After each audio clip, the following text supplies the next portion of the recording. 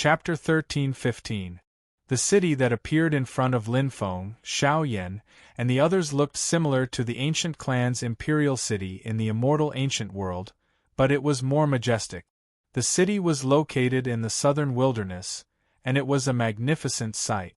Beams of white light rose into the air like blooming white lotuses. The white light seemed endless, connecting the past, the present, and the future, blurring the flow of time. There was even a thriving vitality that blended with the wild and chaotic southern wilderness. It was filled with a desolate and ancient aura, but also the power of countless living beings, pointing to the infinite possibilities of the future. Lin Feng looked around, his gaze piercing through the void and looking into the distance. After a while, he retracted his gaze and smiled. The southern wilderness was vast and sparsely populated. Apart from the mountain people in the wilderness, most of the population was concentrated in a few areas, where cities were built and people lived. At this moment, these cities had obviously been subdued by the ancient emperor, who had set up spell formations in these cities to connect the Qi meridian to the immortal city before them. The bloodline of the ancient emperor had successfully brought the southern wilderness territory under their control.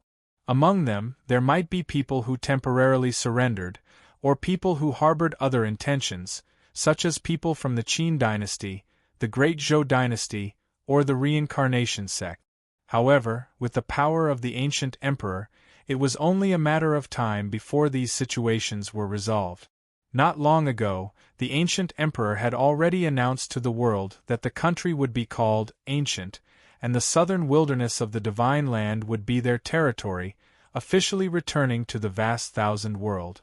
In a sense, this was equivalent to building a new country, and giving up on the throne of the human emperor, which had persisted since ancient times, and giving up on the past.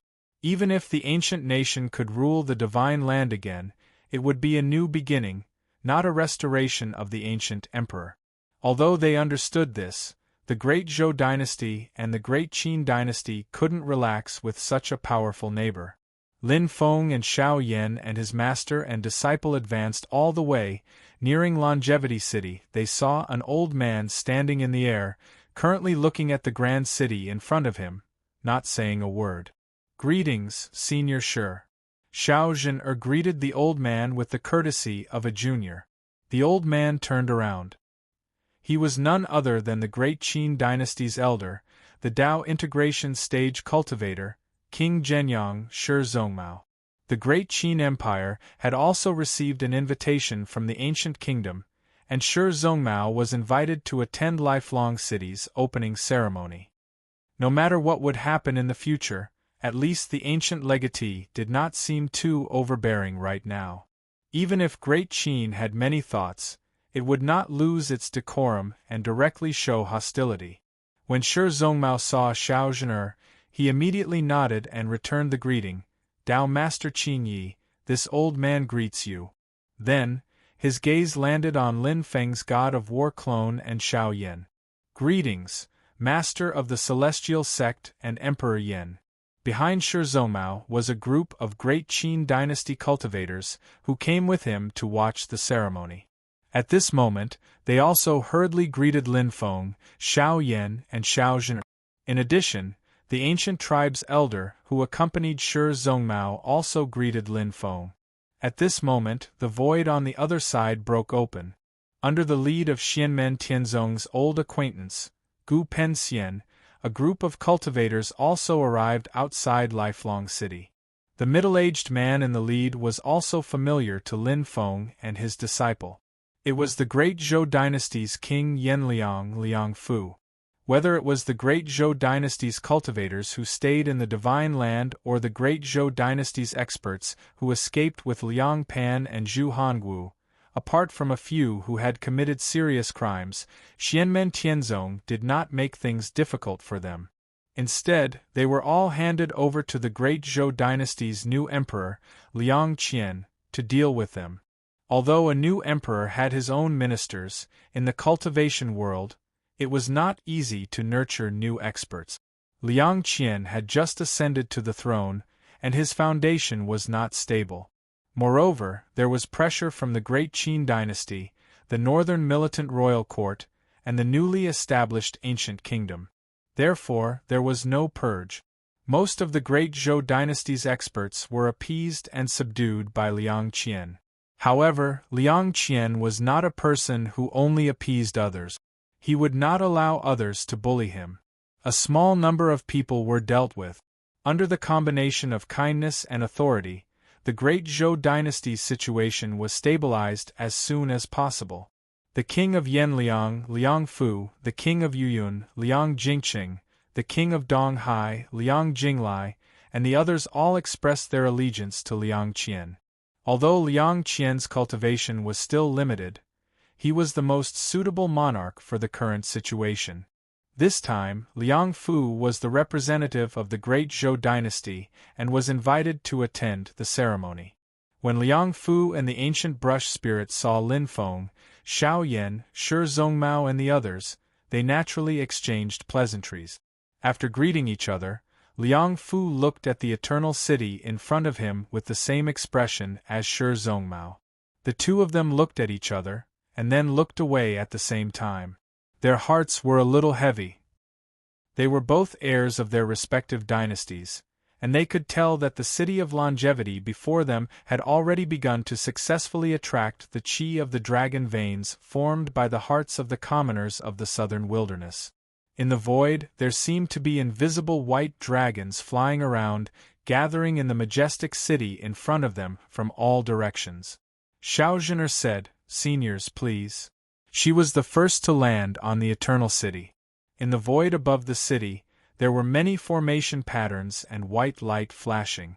It was a huge formation.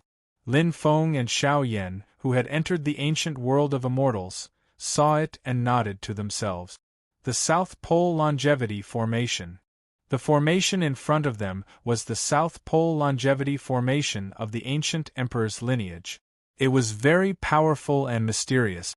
To Gu Jun and the other strong ones of the ancient race, building a majestic city from flat land was as easy as blowing off dust. However, an ordinary city was naturally not what they wanted. The reason why Longevity City had taken such a long time to build was partly to strengthen the city and turn it into a sturdy fortress, and partly to set up a brand new South Pole Longevity Formation. This was not a casual formation, but a powerful formation that was not inferior to the South Pole Longevity Formation that the ancient world of immortals had been operating for many years. Returning to the Divine Land, the ancient race was not going to go back after one round. From now on, the ancient world of immortals was more of a retreat. The focus of their operations would be shifted to the ancient nation on the Divine Land. As the capital of the ancient nation, Eternal City was equivalent to the Great Zhou dynasty's Tianjing, the Great Qin dynasty's West Hill, or the mountain base of a sect. Naturally, they had to plan carefully. The change of the spiritual qi in the southern wilderness originated from this. In addition to Shi Zhongmao and Liang Fu, other forces were also invited to attend the ceremony. Especially the sects near the southern wilderness, such as the Songhai Sword Sect, the Reincarnation Sect, the Wilderness Sword Sect, and other forces, all sent their elders to attend. Although it was located in the north, not bordering the ancient nation, separated by the Great Zhou and the Great Qin, the northern militant royal court also sent representatives. Looking at the Eternal City, they were also not relaxed. On the side of the ancient country, they gave the guests the best reception, not lacking in manners. But relatively speaking, in addition to being polite to Xianmen Tianzong, they naturally felt closer to him. This was also part of the reason.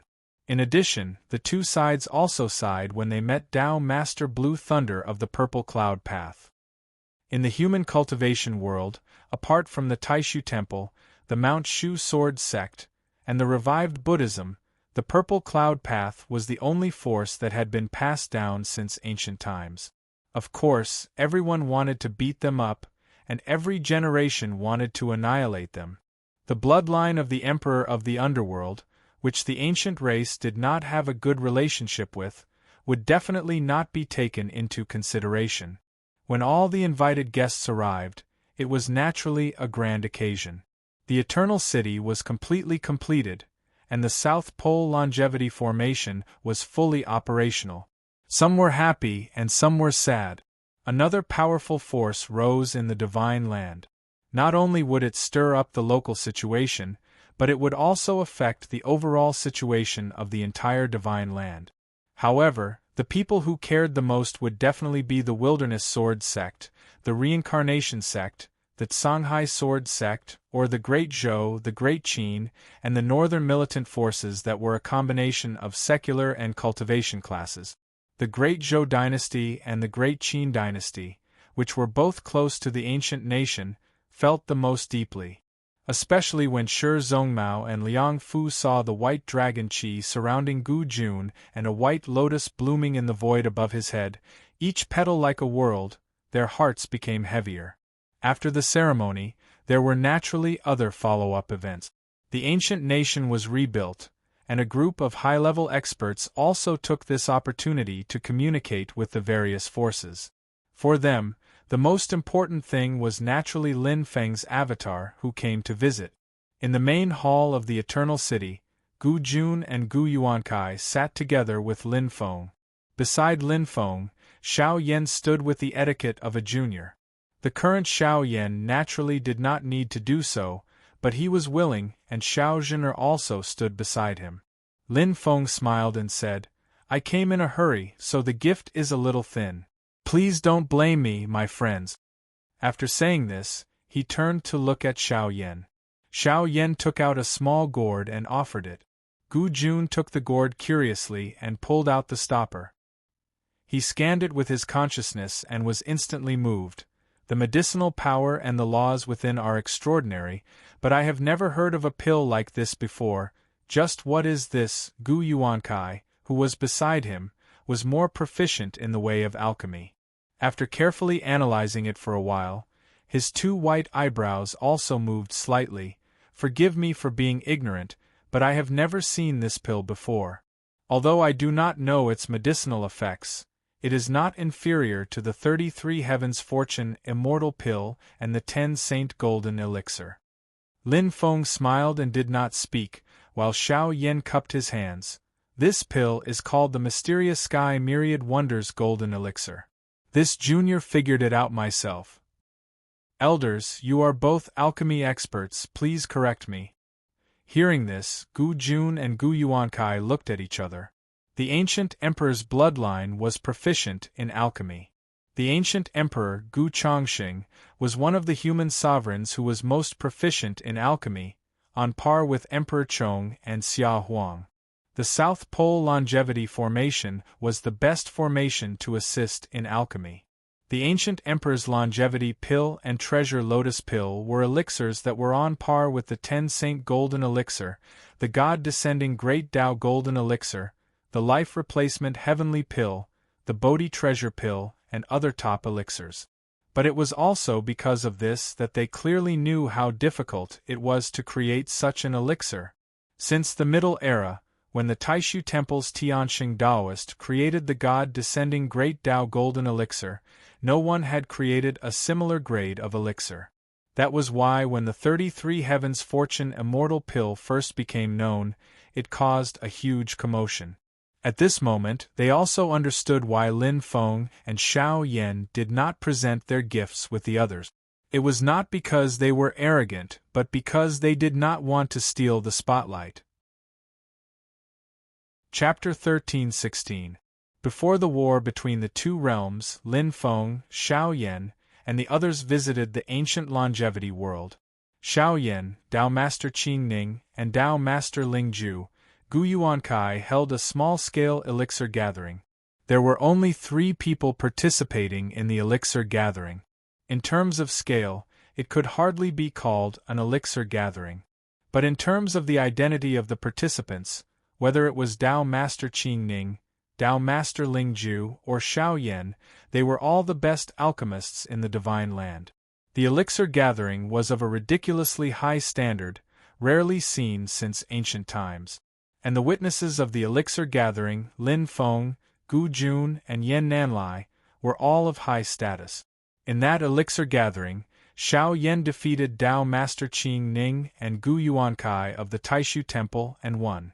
At that time, Gu Jun and Gu Yuankai were surprised and impressed by Xiao Yan's attainments in the way of alchemy. Before Xiao Yan, there were already innovations, but they were not comparable to the 10 Saints' Golden Elixir, Longevity Elixir, Bodhi Elixir, and other top elixirs. Gu Jun and the rest all vaguely thought that as Xiao Yan's cultivation grew higher, and he immersed himself in alchemy for a longer period of time, there would be a day where he would be able to be like Chong Huang, Xia Huang, Gu Huang, Yen Xing He, Shariputra and the others back then, creating a new kind of top-notch elixir. However, they had never imagined that this day would come so soon. Although he had successfully achieved the primordial soul realm, his divine sense and dharma power far surpassed cultivators of the same realm, and his talent in alchemy was outstanding. Xiao Yan was still very young compared to the other seniors. Compared to the age when Gu Huang and the others created top elixirs like the longevity elixir, the current Xiao Yan was probably not even a fraction of their age. In Xiao Yan's long life in the future, how many new achievements he will have is something that no one can predict. While the possibility of Xiao Yan falling to the Tao did exist, with Xianmen Tianzong and his current momentum, it was not something that could be done by an ordinary person. When they thought of the 33 Heavens Fortune Immortal Pill that had suddenly appeared with Lin Feng, Gu Jun and Gu Yuankai couldn't help but sigh together. Everyone in the world knew that Xianmen Tianzong's Tao was profound, like the origin of the great Tao.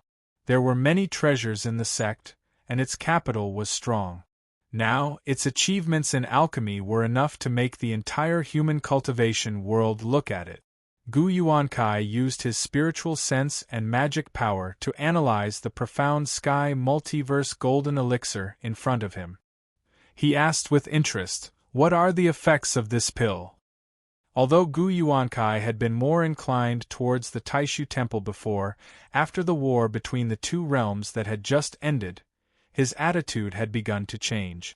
He was obsessed with the art of alchemy, so when he saw a brand new top-notch spirit pill that was comparable to his longevity pill and treasure lotus pill, his interest was piqued.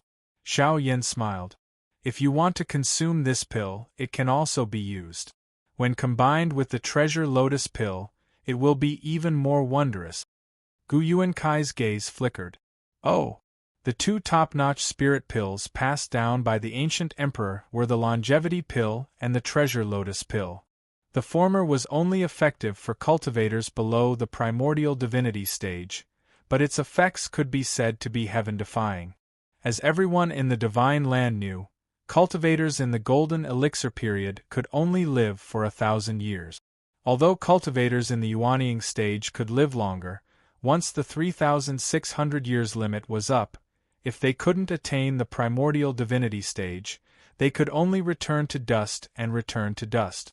However, the ancient emperor's longevity pill could extend the lifespan of cultivators below the primordial divinity stage. Depending on the specific situation of the person who consumed it, the extended lifespan was also different. However, the longest recorded person's lifespan could be extended by 1,000 years. 4 cultivators in the Yuanying stage, who only had a lifespan of 3,600 years, this was undoubtedly a great extension. Perhaps because of this extended lifespan, cultivators who were supposed to reach the end of their lives could successfully break through the bottleneck of the primordial divinity stage and achieve great freedom. A single pill could mean 2 completely different fates. Although it had no other effects, this effect alone was enough to make the longevity pill one of the top-notch spirit pills.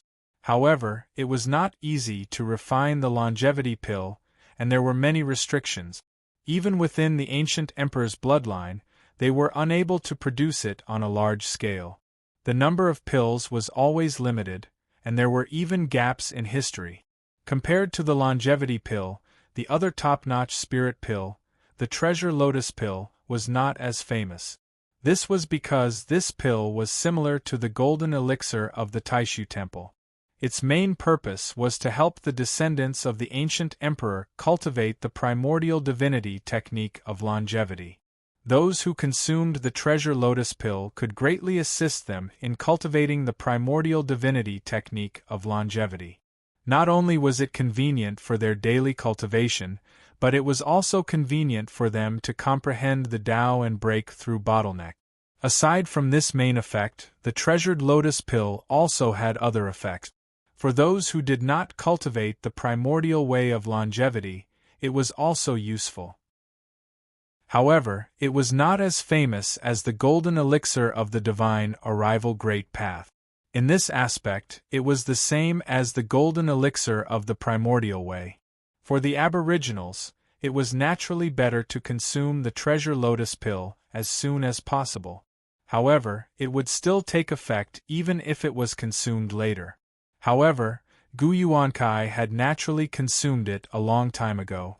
Now that Xiao Yan mentioned that the mysterious sky golden elixir was equally effective for Gu Yuankai, who was already in the Tao integration realm, and it could be used together with the treasure lotus pill, Gu Yuankai thought about it and immediately understood.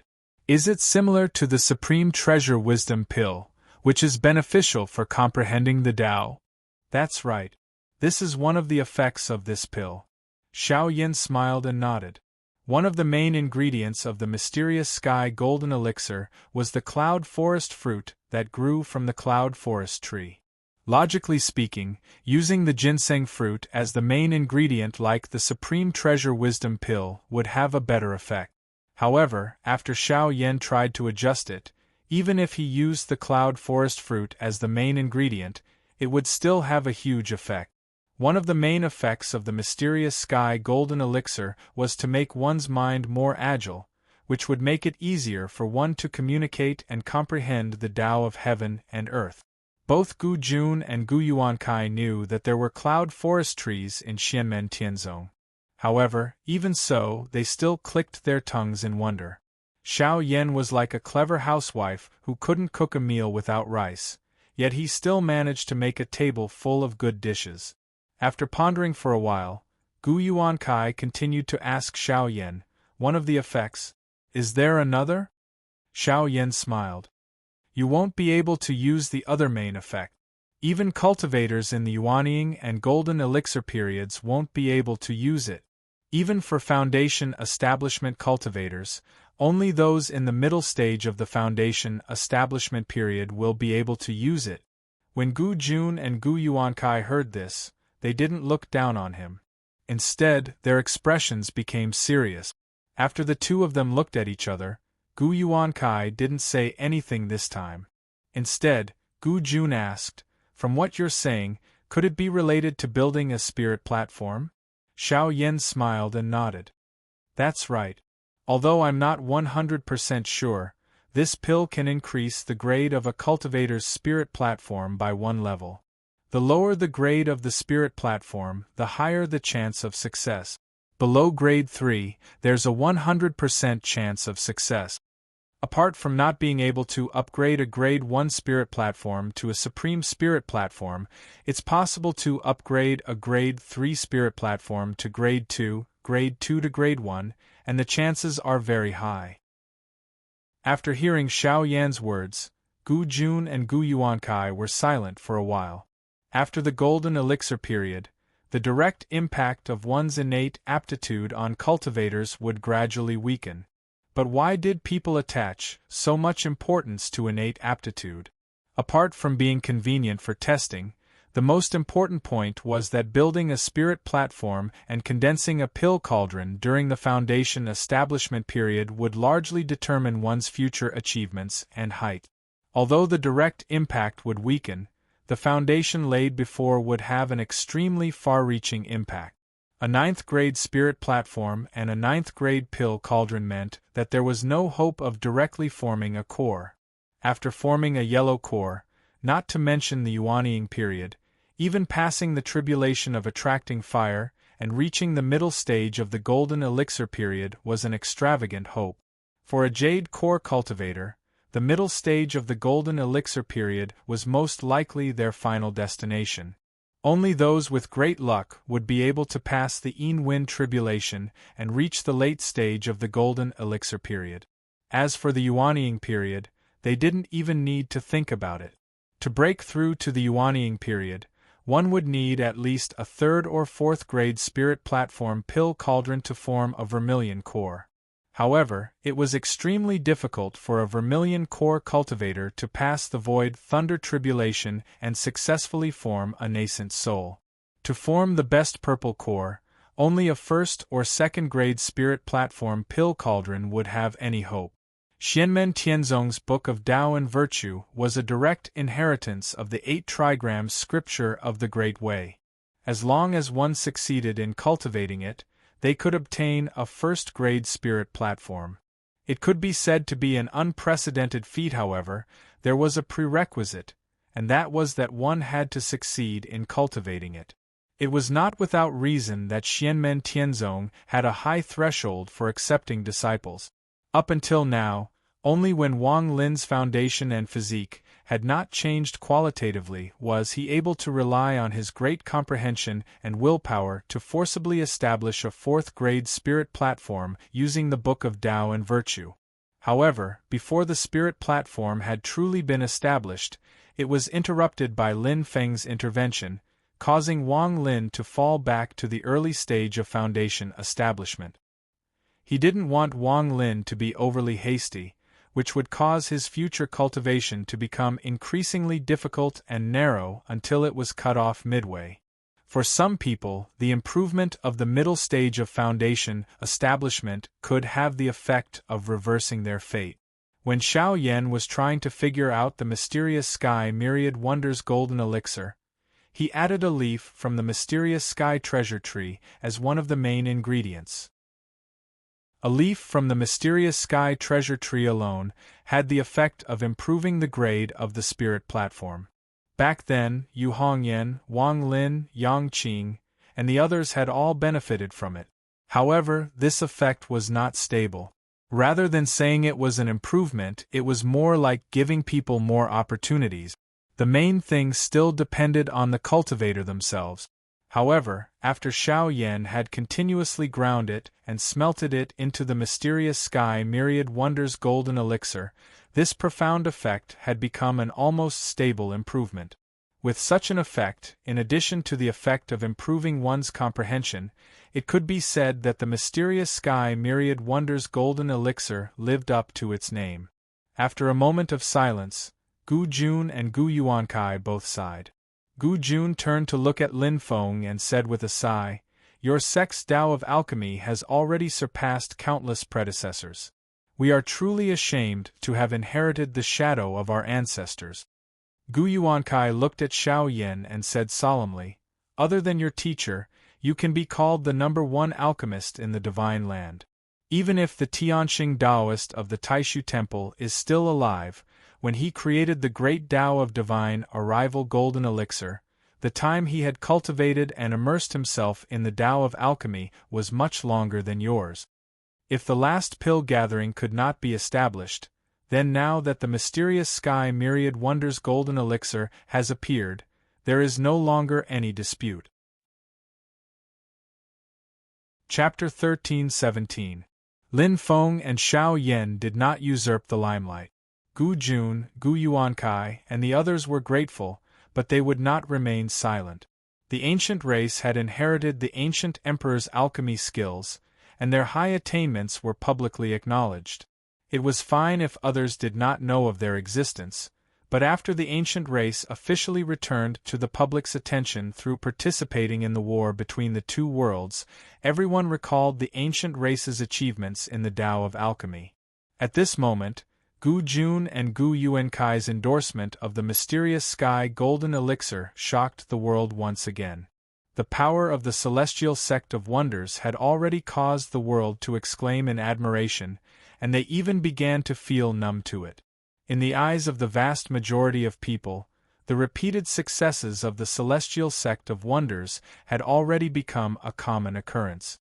Only when something went wrong with the celestial sect of wonders would everyone be surprised. But when the news spread this time, it still shocked many people. This sect that had risen in an extremely short period of time had displayed an extremely vigorous vitality, making it difficult for people to belittle them because of their weak foundation. It was not just in terms of strength and influence. Xianmen Tianzong had displayed great strength in all aspects. They developed in many aspects and did not give people the feeling that they were weak. The rise of a powerful force under the leadership of a powerful person would sometimes make people worry that they would decline and suddenly fall like a meteor. In the past, Xianmen Tianzong would also make many people have such a feeling. But as Ying Hai fell into Lin Feng's hands, Zhu Yi's Tao of Change Academy spread throughout the world, and Xiao Yan's creation of the mysterious sky golden elixir, Xianmen Tianzong's foundation, had already become extremely solid. Although it was high and mighty in the past, it gave people a feeling that it was illusory. But now it was indomitable and connected to the nine hells. Xianmen Tianzong's weight in the eyes of others had also become heavier and harder to shake. It was true that the tallest tree in the forest would be destroyed by the wind. However, for the current Xianmen Tianzong, there was no longer a need to hide many things. It was fine even if he openly showed it to others. When the gap between the two parties was large enough, jealousy, slander, and jealousy would gradually disappear. Instead, it would turn into longing and following. Although Lin Feng and Xiao Yan didn't mention much in their congratulations, they had more or less reached a tacit understanding with Gu Jun. Although the wedding date was not set, the marriage between Xiao Yan and Xiao Zhen'er was basically confirmed. On the way back, Xiao Yan would often laugh foolishly when he was alone. When Lin Feng saw this, he couldn't help but find it both funny and infuriating. They did not stay long in Longevity City. After congratulating him, they took their leave. The return of the Aboriginals to the Divine Land had a profound impact on the major forces other than Xianmen Tianzong, Taishu Temple, and the Shushan Sword Sect. If Gu Jun and the others wanted to reintegrate into the human cultivation world of the Divine Land, they would need to plan and use both carrot and stick.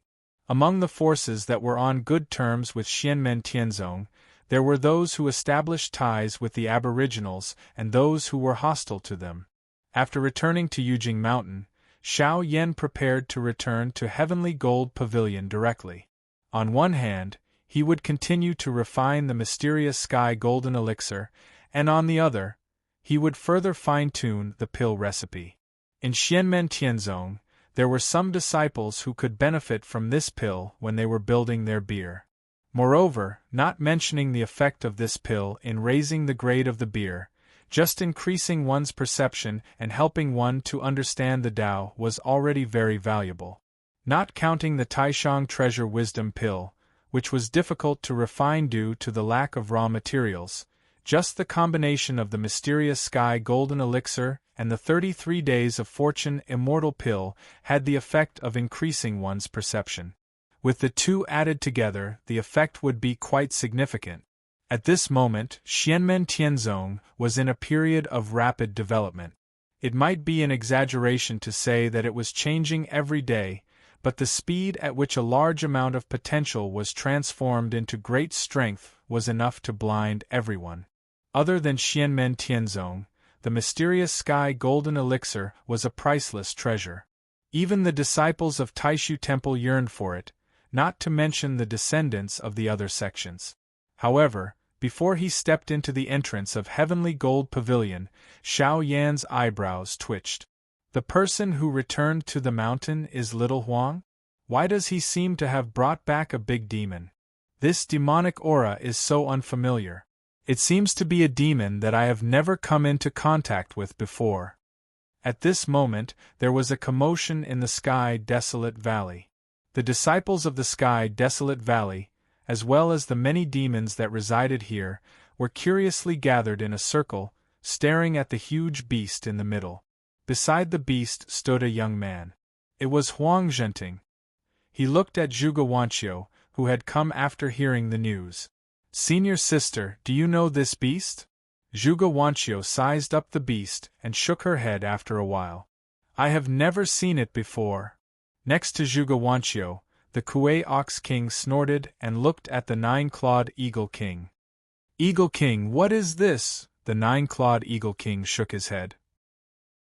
I have never seen or heard of it in the vast land of infinite wilderness or the divine land.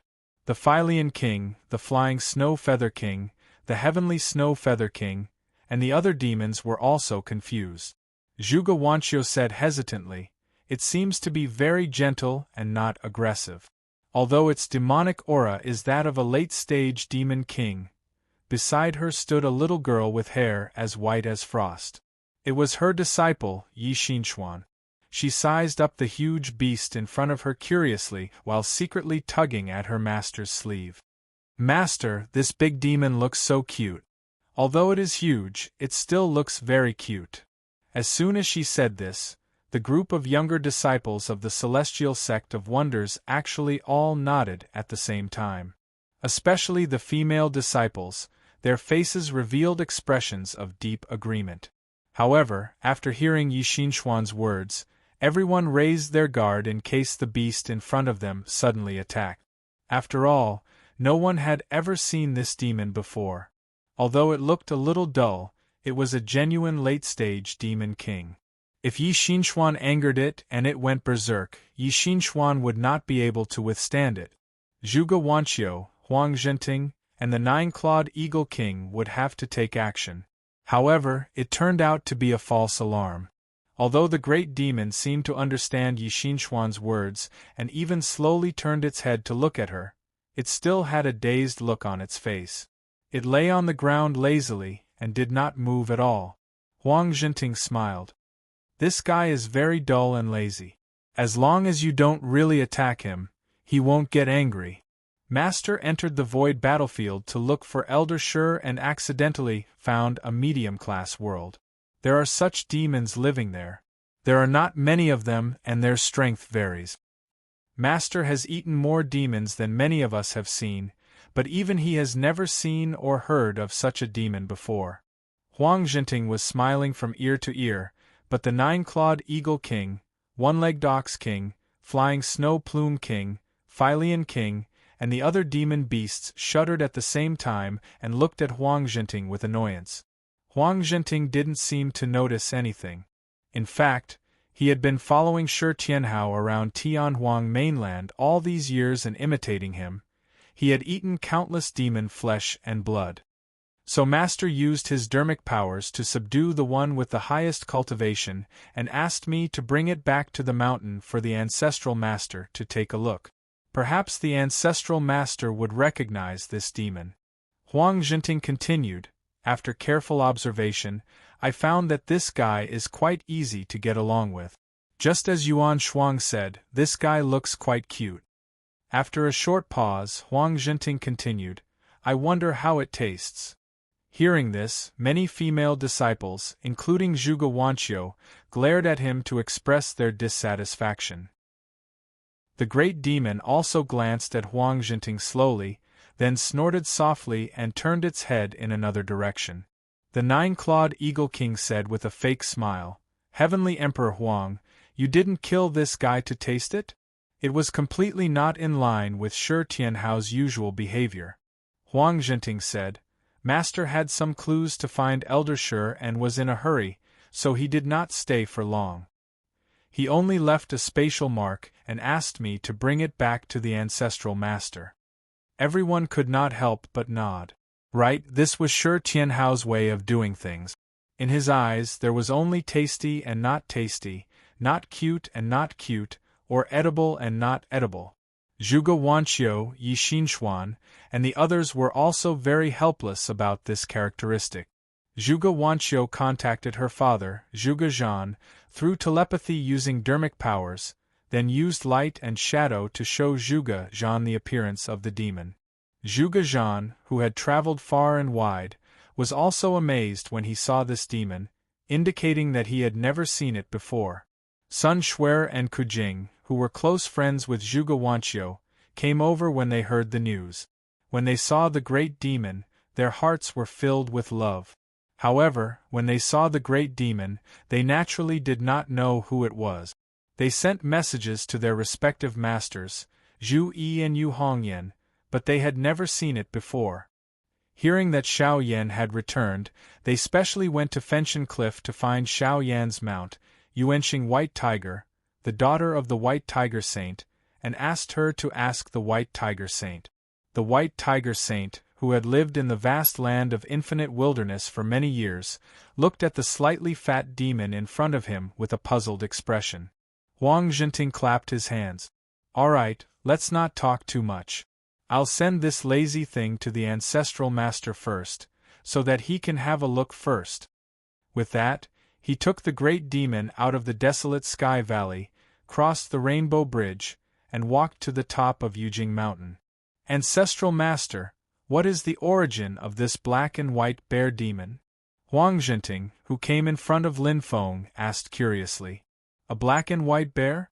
The corners of Lin Feng's mouth twitched. His face was expressionless, but he felt as if there were countless alpacas galloping wildly in his heart. Even though it was a lot bigger, but that black and white fur color, round cheeks, large black eye circles, chubby body, thick and short limbs, and the signature inwardly splayed gait, looking slow and lazy, how could Lin Feng not recognize it? But now, looking at this thing in front of him, there was only one thought in Lin Feng's mind. What the F***ck? Chapter 13:18. When he went to Mount Shu in the past, he had never seen it before. It was not recorded in the historical records, and it did not exist in the vast Tianhuang mainland either. Lin Feng had thought that there was no such demon race in the great Tianyuan world, or that such animals did not exist. Who would have thought that he would actually see one today, and it was a demon race that had formed a demon infant. Although it had become a lot bigger, it still looked like a giant panda. Although it is often said that many things are not cute when they get older or bigger, but when they are young, they are very cute. However, there are always a few animals that still look very cute and charmingly naive, even if their body size and proportion are greatly enlarged. This guy in front of him was a typical example. What was even more outrageous was that after this lazy guy became a demon, his race magic power actually had a bit of charm. It was not the kind of charm that could make people fall head over heels for the opposite sex. Instead, it could affect one's soul imperceptibly, reducing the hostility of others towards oneself, and innately improving one's liking. This kind of charm itself was not offensive, nor did it have any special purpose. It was natural and in harmony with heaven and earth. Therefore, others would be unknowingly affected by it without knowing it. At the very least, one needed to be at a higher cultivation level than him to be able to detect this abnormal state. Lin Feng naturally noticed it at the first moment, so he did not know whether to laugh or cry. Does this count as making use of one's specialty and strengthening one's innate advantage? Of course, Shi Tianhao was an exception. Goldie, whom he had raised, was also quite resistant to it. When it came in front of Lin Feng, the giant panda seemed to be a little more spirited. Its two eyes slightly widened, and it looked at Lin Feng in confusion. "Well, that's right. That's it. Acting cute." The corner of Lin Feng's mouth twitched slightly again. Goldie, who was at the side, recounted the process of Shi Tianhao and the others discovering the demon to Lin Feng in detail. Lin Feng nodded when he heard it. It turned out that it lived in an independent medium-class world that had little contact with the outside world. Although this medium-class world was connected to the void battlefield, the void battlefield was special. There were many medium-class worlds that no one had ever been to before, and no one knew when they would suddenly find one. However, such medium-class worlds were often very unstable and could even collapse at any time. The stable medium-class world that the giant panda lived in, or the king of the underworld world that the underworld hall once occupied, belonged to the minority. Is it a race? Lin Feng thought to himself and sighed for a moment. Then he heard Huang Zhenting ask curiously, "Ancestral Master, what kind of demon is this?" After a short pause he continued, This demon can understand what we're saying. Master has asked them before, but they can't answer themselves. They can only call each other by their names, but they don't have a clear answer as to what kind of demon race they are. Speaking up to this point, Huang Zhenting also felt that it was somewhat funny. In their words, they were too lazy to care, and had never come into contact with the outside world. Most of them only like to eat and sleep, sleep and eat. They don't even want to go out of the dimensional realm. This guy in front of me accidentally entered the void battlefield once and crossed the void thunder tribulation to become a monster king. But after that, he went back to his old ways and stayed there. When Lin Feng heard this, his mind went wild. Without natural enemies or other great dangers, how can this species evolve and develop? However, from the looks of it, they seem to be living a comfortable life. Things in this world are really indescribable. As he thought about it, Lin Feng said casually, "This kind of creature. You can call it a giant panda or a panda for short. Actually, it should be called a panda." Huang Zhenting's face revealed a look of surprise. "Ancestor, you really do know. However, they themselves don't have a name for their race." Lin Feng secretly curled his lips, but his expression didn't change. That's because they have never come into contact with the outside world. At the same time, they shouldn't have a primordial true spirit ancestor, so they can't have a monster soul bloodline inheritance. The giant panda in front of them had already become a monster, and had even reached the Monster King realm. It opened its mouth as if it was yawning, but it also seemed to be talking to Lin Feng. Under the surge of divine sense, although there was a language barrier, Lin Feng and Huang Zhenting could understand what it meant. It was as if there was a silly voice in their ears. I am the most powerful of our race." Its eyes widened a little as it looked at Lin Feng, waiting for praise, which made Lin Feng speechless. However, Huang Zhenting said from the side, "Ancestor, this fellow is really quite powerful, especially its physical strength. It is much stronger than many of the monster race, and its speed is also very fast. It also has a very strong devouring ability, but it likes to stay still and not move. Its temperament is also very gentle, and it doesn't like to fight. If it has a fierce temperament, it will definitely surpass many of the other monster race. You really can't judge a monster by its appearance." Lin Feng didn't say anything when he heard this. He could see the state of the giant panda's body and the fluctuations of its monster chi at a glance. It was also because of this that he was particularly speechless. Its bite strength was only second to that of a polar bear, and it was on the same level as a brown bear. Its running speed in the mountains 2,000 meters above sea level could surpass a certain person's top speed on flat ground. It could climb trees 20 meters above sea level, and it could use 3 or 4 wolves as a cushion to play with. Such a cruel creature actually relied on acting cute to survive. In Lin Feng's memory, he had once seen this description of a giant panda. Of course, it was referring to an ordinary giant panda. Lin Feng couldn't be sure if this description was true, or if it was made up by someone who made it up. However, the heaven primordial world before him, this panda demon really embodied this description to the fullest. Not considering combat experience and other aspects, in terms of pure physical condition and demonic power waves, this cute guy in front of him was much more ferocious than the 9-clawed Eagle King, who was only one step away from the immortal demon soul. There was no need for them to compete.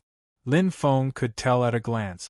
Disregarding everything else, the 9-clawed Eagle King, who was a bird species, didn't even have the upper hand in terms of flying speed. Well, of course, the premise was that the fatty before him wasn't so lazy as to fully unleash his speed.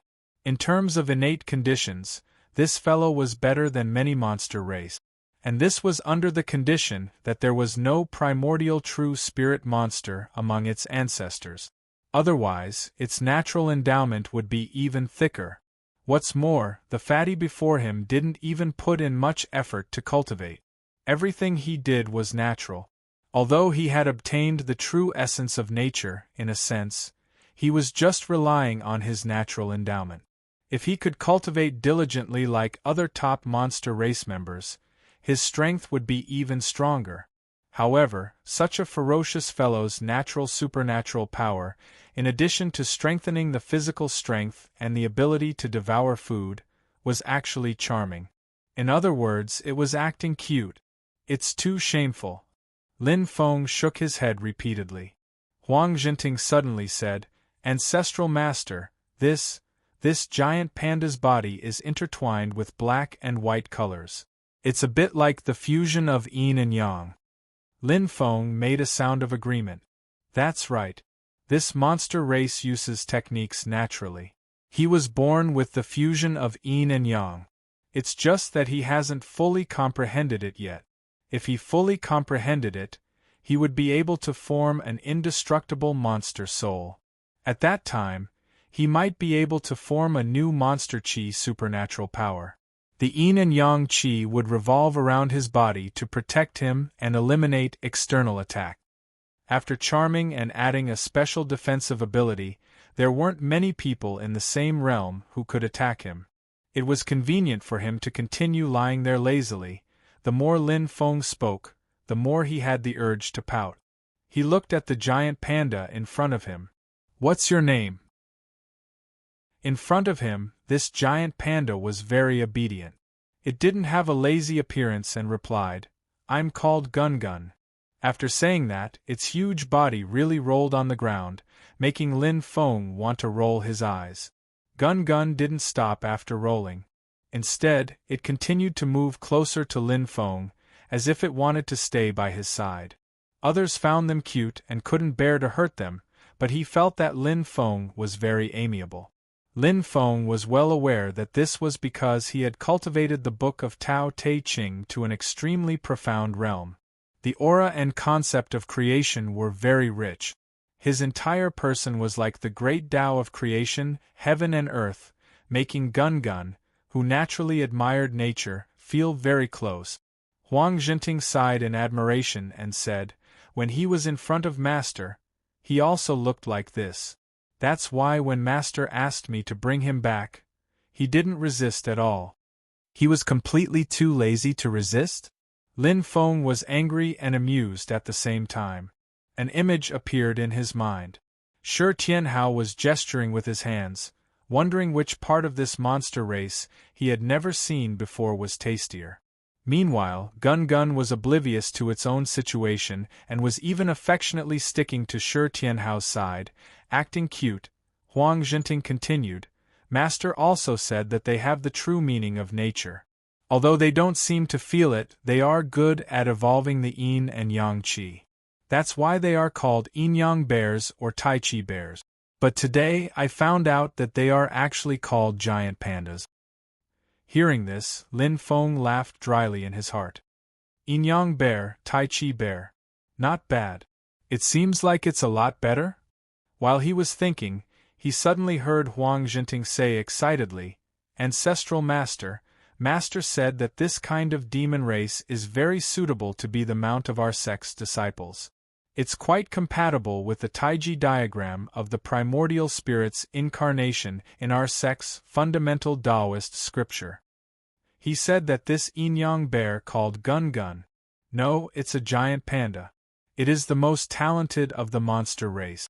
Its cultivation is still low, but in the future, when its cultivation increases, it will be suitable for Ancestral Master.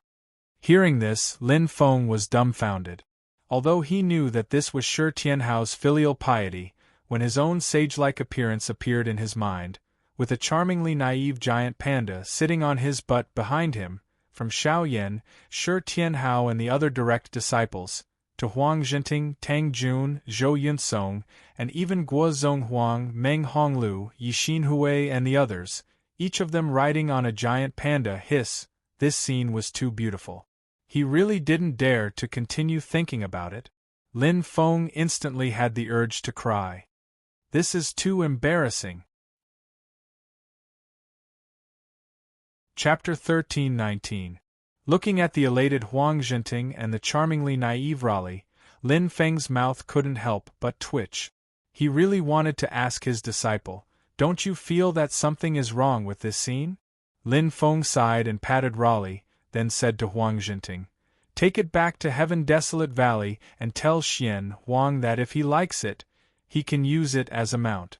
I don't have any use for it." The slightest possibility had to be eliminated while it was still in its infancy, otherwise, his reputation would be ruined. Raleigh didn't seem to notice. When Lin Feng rubbed its head, it comfortably rubbed against him, its huge body like a small mountain. Huang Jinting jumped up again. "Ancestor, ancestor, he took the initiative to let you touch him." Lin Feng resisted the urge to roll his eyes. "Huh? Is there a problem?" Huang Jinting swallowed his saliva. "If we want to touch him, we have to feed him precious treasures, otherwise, even if he doesn't resist, he will still dodge. On the other hand, as long as he fed him, he would let him touch him?" Lin Feng didn't know whether to laugh or cry when he heard that. Huang Jinting continued saying, "Speaking of which, this guy's teeth are really strong. I brought a piece of dark light meteoric iron with me earlier and it was eaten clean by him in 2 or 3 bites. His saliva dripped on it and it directly corroded through the dark light meteoric iron." Dark light mysterious iron was one of the 6 rare metals in the world. When forging weapons or armor-type magic tools, adding dark light mysterious iron could greatly improve the quality.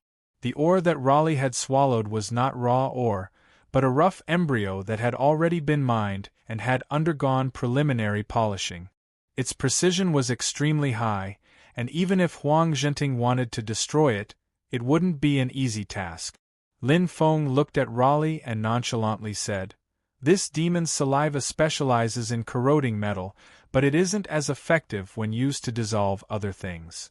Huang Jinting smiled and said, "If we want to touch him, we have to feed him. Master is the only one who approached him without feeding him, and he didn't dodge. However, he didn't take the initiative to approach you like he did with your harvest." As Goldie spoke, it looked at Lin Feng with admiration and admiration. However, in the face of such a gaze from his own grand disciple, Lin Feng did not feel happy at all. He smiled bitterly in his heart. "This is not something worth boasting about, is it? Subduing the white tiger or whatever is quite an achievement, but subduing such a lazy thing always feels really shameful." Huang Jinting said, "Ancestral Master, apart from this demon, Master found something else while searching for Senior Shi in the void battlefield. He ordered me to bring it back to the mountain and present it to you." As he spoke, he opened his palm, and a purple mass of air floated above his palm. The mass of purple qi originated from Shi Tianhao. It was a small spiritual sense world created by Shi Tianhao using his own magic power. In this spiritual sense pocket world, light and shadow flickered, containing some things. Lin Feng looked over and saw a long stone strip, which seemed to be about 2 feet long. The surface of the stone was engraved with some strange patterns that looked quite profound. The patterns were not complete, and the 2 ends of the stone strip were broken. It seemed to be a fragment of something. Apart from the stone strip, there was also a ring, which was obtained from the Golden Rock Great Sage. It was a ring that could restrain you to beast. Huang Jinting said, "Master said that he followed Ancestral Master's instructions and moved around with the ring. He inadvertently sensed it and found this stone strip." After Lin Feng's divine sense swept over the stone strip, his eyes flashed slightly. After thinking for a moment, he put the stone strip away. He said to Huang Jinting, "Bring this demon back to the desolate Sky Valley.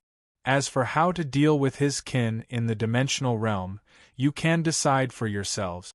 Even if they had to move their entire clan, these lazy fellows wouldn't care too much, right? As long as they had food, sleep, and no danger, they didn't seem to care about where they lived." Speaking of food and sleep, Lin Feng looked at Raleigh, who was snuggling beside him, speechless. They had only talked for a while, but this fellow had actually fallen asleep here. This demon is very fond of sleeping. I already knew that, but it actually fell asleep in front of ancestral master. It really doesn't care about the occasion. Even the usually carefree Goldie felt a little embarrassed at this moment. He hurriedly used his magic power to sweep up the giant panda in front of him, then said goodbye to Lin Feng and returned to the desolate sky valley. Lin Feng nodded expressionlessly. "It's fine. You can go." Of course, he knew that giant pandas were fond of sleeping and didn't like to exercise. They ate many times without stopping, and they used the time between meals to sleep. When they woke up, they would eat a new meal. In short, they slept after eating and ate after waking up. Lin Feng secretly curled his lips. Not long ago, this was also one of his dreams. After Huang Jinting left, Lin Feng took out the stone strip again. After pondering for a moment, he lightly tapped the air with his finger. Immediately, a formation appeared, flashing with a sparkling light. Lin Feng placed the stone strip and the ring into the formation. As the formation's light flowed, the two items instantly disappeared. At this moment, the Ing Ocean had returned to its usual calm. Layers of illusions were still intertwined, making it difficult to distinguish. White clouds covered the surface of the ocean, and it was as boundless as the ocean. Lin Feng and Xianmen Tianzong didn't prohibit others from entering the Ing Ocean. They only made some controls. Forces that were on good terms with Xianmen Tianzong could enter. As for those who were not on good terms with Xianmen Tianzong, even if Lin Feng allowed them to enter, they would have to consider it. Especially the demon race. Demons were rarely seen in the Ing Ocean now, unlike in the past, where demons would often barge into the Ing Ocean through the realm passage that connected the East Sea to the vast Tianhuang mainland. The current Ing Ocean was no longer a place they could easily step into. The three immortal mountains, Penglai, Yingzhou, and Fangzhong, had vanished once again. In addition to Penglai and Yingzhou, Lin Feng's Brontosaurus clone had also successfully refined the last immortal mountain, Fangzhong. However, it would take some time before he could completely control the Ing Ocean through the three immortal mountains. Lin Feng was currently dealing with that problem. The 9-Chi clone stayed in Penglai, the Brontosaurus clone in Fangzhong, and the Divine God of Battle clone in Yingzhou. The three clones worked together to refine the Ing Ocean through the three immortal mountains. Meanwhile, Lin Feng's main body stayed on Yujing Mountain to cultivate and comprehend the Tao. Previously, the Divine God of Battle clone had been invited to the southern wilderness to participate in the inauguration ceremony of the ancient country's capital, Longevity City. After the ceremony, he returned to Yujing Mountain with Xiao Yan. After settling down, he returned to the Ing Ocean and officially began the refinement. At that moment, on Penglai Mountain, Lin Feng's 9-Chi clone sat cross-legged. Light flashed in front of him, and a small formation appeared. The 9-Chi clone focused on the refinement and didn't get up. Instead, he reached out to receive the stone strips and rings that appeared in the formation. "Zenith Heaven," Lin Feng called out softly. A tall youth that was meditating opposite Lin Feng got up and came to Lin Feng's side. "Master Lin." This tall youth was Zenith Heaven Yudu. At that moment, he stood there with a body of flesh and blood. It wasn't an illusion formed by demon power or the power of the heavenly scarlet golden bead. It wasn't a 9-Chi clone like Lin Feng, but a true body of flesh and blood. When the war between the two worlds came to an end and the Yudu race was defeated, Lin Feng found the Yudu skeleton that was originally made by Golden Rock Great Sage.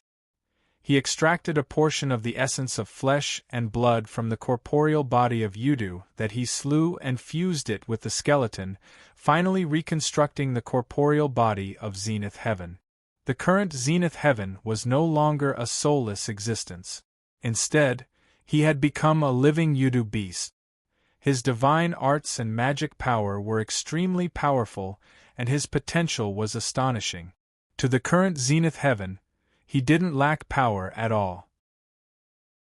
What he lacked was the ability to control the power he possessed so that he could truly use it for himself.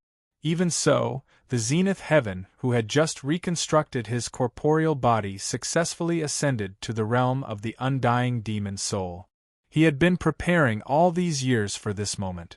The youth before him now looked exactly the same as when he was a human back then. It was the result of him transforming into a human. Lin Feng handed the stone strip to Zenith Heaven and said, "Zenith Heaven, silently sense it." Zenith Heaven took the stone strip, and purple light markings appeared on his skin.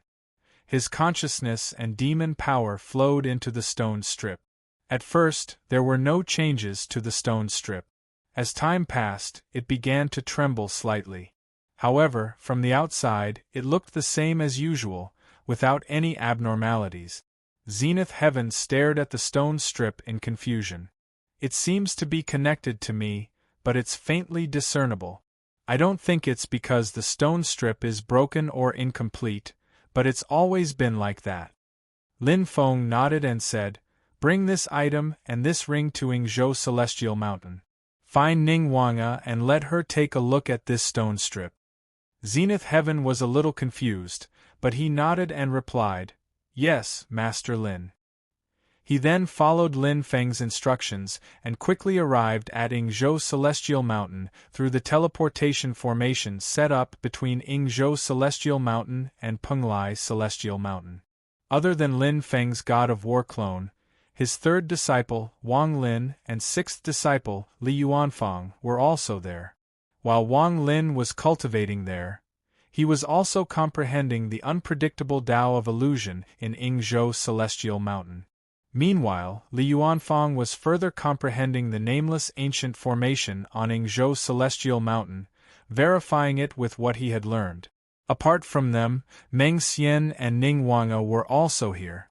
After the war between the two worlds ended, Ning Wanga met Lin Feng, and then she stayed on Yingzhou Celestial Mountain to cultivate. Seeing that Zenith Heaven had specially come to look for her, Ning Wanga's heart skipped a beat. She recalled what Lin Feng had said. "Perhaps I can help you regain your memories." As expected, when Zenith Heaven handed the stone strip to Ning Wanga stood rooted to the ground as if she had been struck by lightning. The colorful halos around her body began to twist and tremble. After a while, the colorful halos around Ning Wanga's body finally calmed down, and she came back to her senses. Lin Feng's God of War clone looked at her. Ning Wanga said in a daze, "The stone strip is broken, and the runes on it are incomplete. However, I'm sure that this item is related to me. Can we find something new with this stone strip as a clue?" Lin Feng asked. Ning Wanga came back to her senses and nodded. "Yes." Chapter 1320. Lin Feng's God of War clone pointed at the Grand Luo standing at the side and said, "This is my disciple, you can just call him Grand Luo. This stone slit is related to you, but it is also related to him. Both of you should use it as a clue and follow its directions to search for the place." Ning Wanga was indifferent to this and nodded. "I'm fine with it." She had a cold personality and was not used to interacting with others, but she was not averse to it either. The stone strip caused her heart to throb intensely. It was as if many things had surfaced in her mind, but they were all blurry and indistinct, making it difficult for her to see through them. Under such circumstances, she was certain that the stone strip was related to her missing memories. This matter was the only thing that bothered Ning Wanga, who did not care about anything else. The Grand Luo looked at Lin Feng. Lin Feng said, "Bring that ring with you and follow fellow Ning to the void battlefield. Now that you've successfully reconstructed your physical body, you can travel alone." "Yes, Master Lin." The Grand Luo bowed towards Lin Feng. Ning Wanga bowed and bade farewell as well. The two of them immediately descended the Yingzhou Immortal Mountain and left the Ying Sea. A human and a demon flew, breaking through the void and entering the void battlefield. Although the void battlefield was filled with danger, it was safe for the Grand Luo and Ning Wanga in most situations. Searching for someone or something in the void battlefield was like searching for a needle in a haystack. However, with a certain amount of clues in hand, the chances were much higher. The Grand Luo noticed that the stone strip, which did not seem to have changed much after he touched it, was now in Ning Wanga's hands. The patterns engraved on the stone strip lit up with a faint glow. The glow seemed to be the same as the multicolored light flowing around Ning Wanga's body, but the color and luster were much fainter. The Grand Luo became suspicious. Does this mean that there's some sort of connection between me and her? As he pondered, he flew in the void with Ning Wanga. The dark space before him flowed like a starry sky, brushing past the two of them. The feeling of reconstructing his body and being able to move freely in the void made the Grand Luo feel much more relaxed. He vaguely felt a sense of freedom. The confusion and distress that had been plaguing him previously also temporarily left him at this moment. Although he had a steady personality and had experienced many changes, he was still young at the end of the day. He still had the vigor of a young man. Ning Wanga also turned to look at Daluo. When Lin Feng mentioned that the stone in her hand had something to do with Daluo, she was also slightly surprised. She also wondered if Daluo had anything to do with her. However, Ning Wanga didn't think too much about it. She just wanted to use the stone to find new clues as soon as possible. By then, perhaps everything would be solved. As he flew, Ning Wanga conjured a series of hand seals to activate the stone strip in his hand. As time went by, Ning Wanga's understanding of the stone strips became clearer and clearer. The light flickering on the stone bar became more intense and dazzling at this moment. Gradually, the two ends of the stone strip began to emit light, forming a shadow. It seemed to be gradually mending the missing parts of the stone strip, causing the stone strip to gradually become whole. Noticing this, be it Grand Luo or Ning Wanga, both of them perked up. Ning Wanga didn't stop flying, but she closed her eyes. Most of her attention was focused on the stone strip. A moment later, she raised the stone strip. It floated in midair. It was about 3 feet long and both ends were neat. The slender stone strip was engraved with lines of patterns. It looks like a horizontal railing that has fallen from a railing. Daluo mumbled as he looked at this scene. Ning Wanga opened her eyes and looked at Daluo. "Fellow Taoist Daluo, please lend me a hand." Daluo nodded. Ning Wanga put her hands together, and her entire body flashed with a colorful light stream. It was dreamy and illusory, and the light stream started to spread in all directions. These diffused streams of light gradually formed a haze of light, enveloping the slender stone. Ning Wanga's figure gradually disappeared, and the spreading light fog started to retract, gushing into the stone strip. The appearance of the stone strip didn't change. It was still 3 feet long and about 2.5 inches in diameter. However, when Daluo looked at the stone strip, he had a different feeling. The stone strip seemed to have become extremely huge. It wasn't just huge in the sense of its appearance, but it seemed to contain endless mysteries. Purple light flashed in Daluo's eyes. He extended his finger and tapped on the stone strip. The stone strip instantly turned into a stream of light and flew into the distance, disappearing in the blink of an eye. Daluo hurriedly sped up and followed behind the stream of light, shuttling through the void. After traveling for an unknown period of time, they even encountered intense void storms more than once.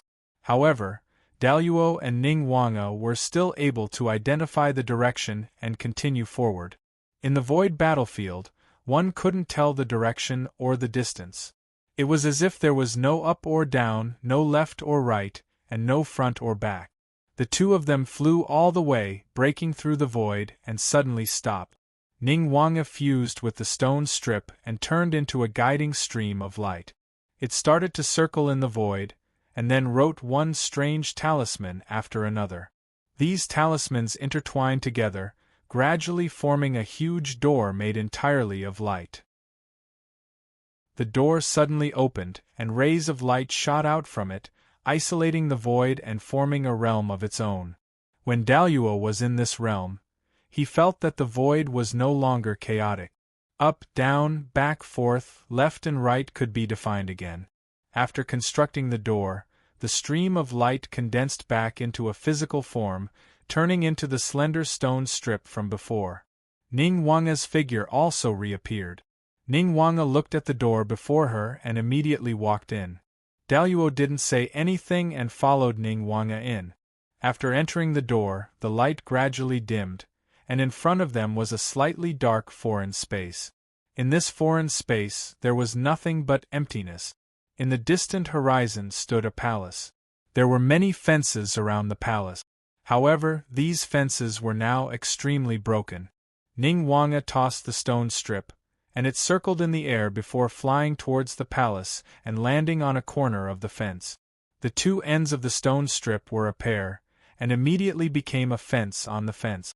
However, other than the stone strip, there were still many missing parts on the broken fence, and they were all scattered around. The palace in front of them also appeared old and dilapidated. Ning Wanga stood in front of the palace, motionless, looking at it in a daze. The colorful radiance on her body, which caused only the shape of her body to be visible, gradually disappeared, revealing Ning Wanga's true appearance. She wore a white palace robe, and her black hair cascaded down like a waterfall. After a long time, Ning Wanga let out a long breath.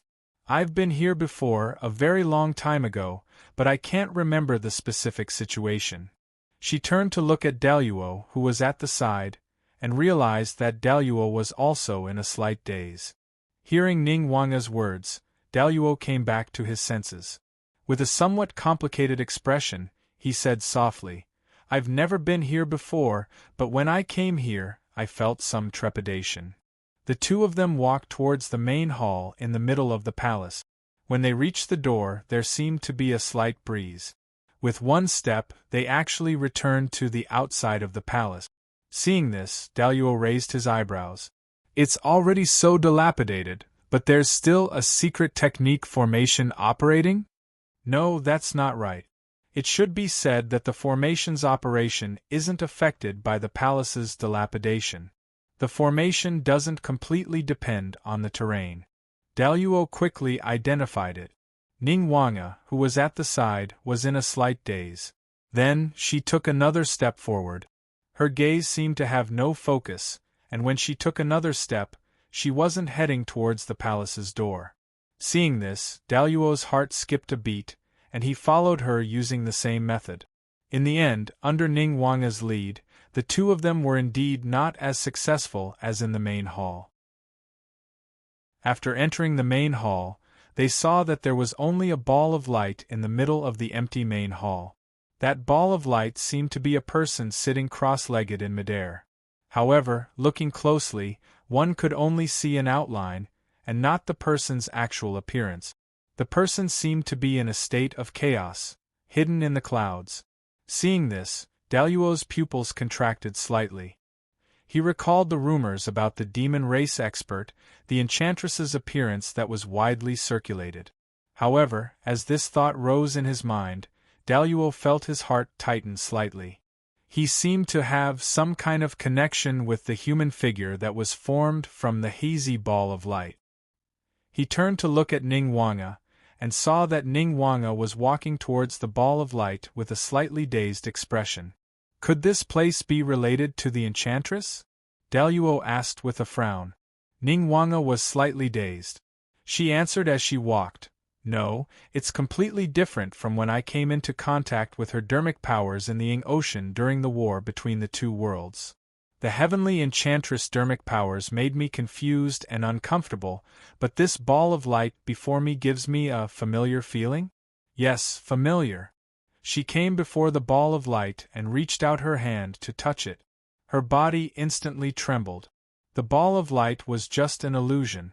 With Ning Wanga's touch, it dissipated into specks of light dust, scattering in the air before disappearing. However, Daluo saw rays of light appearing on Ning Wanga's body once again.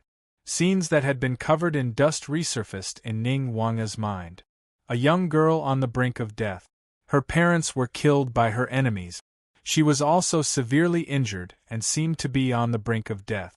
An illusory figure that could only be seen but whose appearance was indistinguishable suddenly appeared before her, looking down at her. Silently, the figure looked at her. Suddenly, he waved his sleeve, and the scene before her changed. She followed the figure into a large hall. The furnishings in the large hall were very simple, but it was clearly the same as the hall that Ningguang and Daluo were in. The figure cast a spell to save the young girl on the brink of death. However, the young girl had already crossed the boundary between life and death.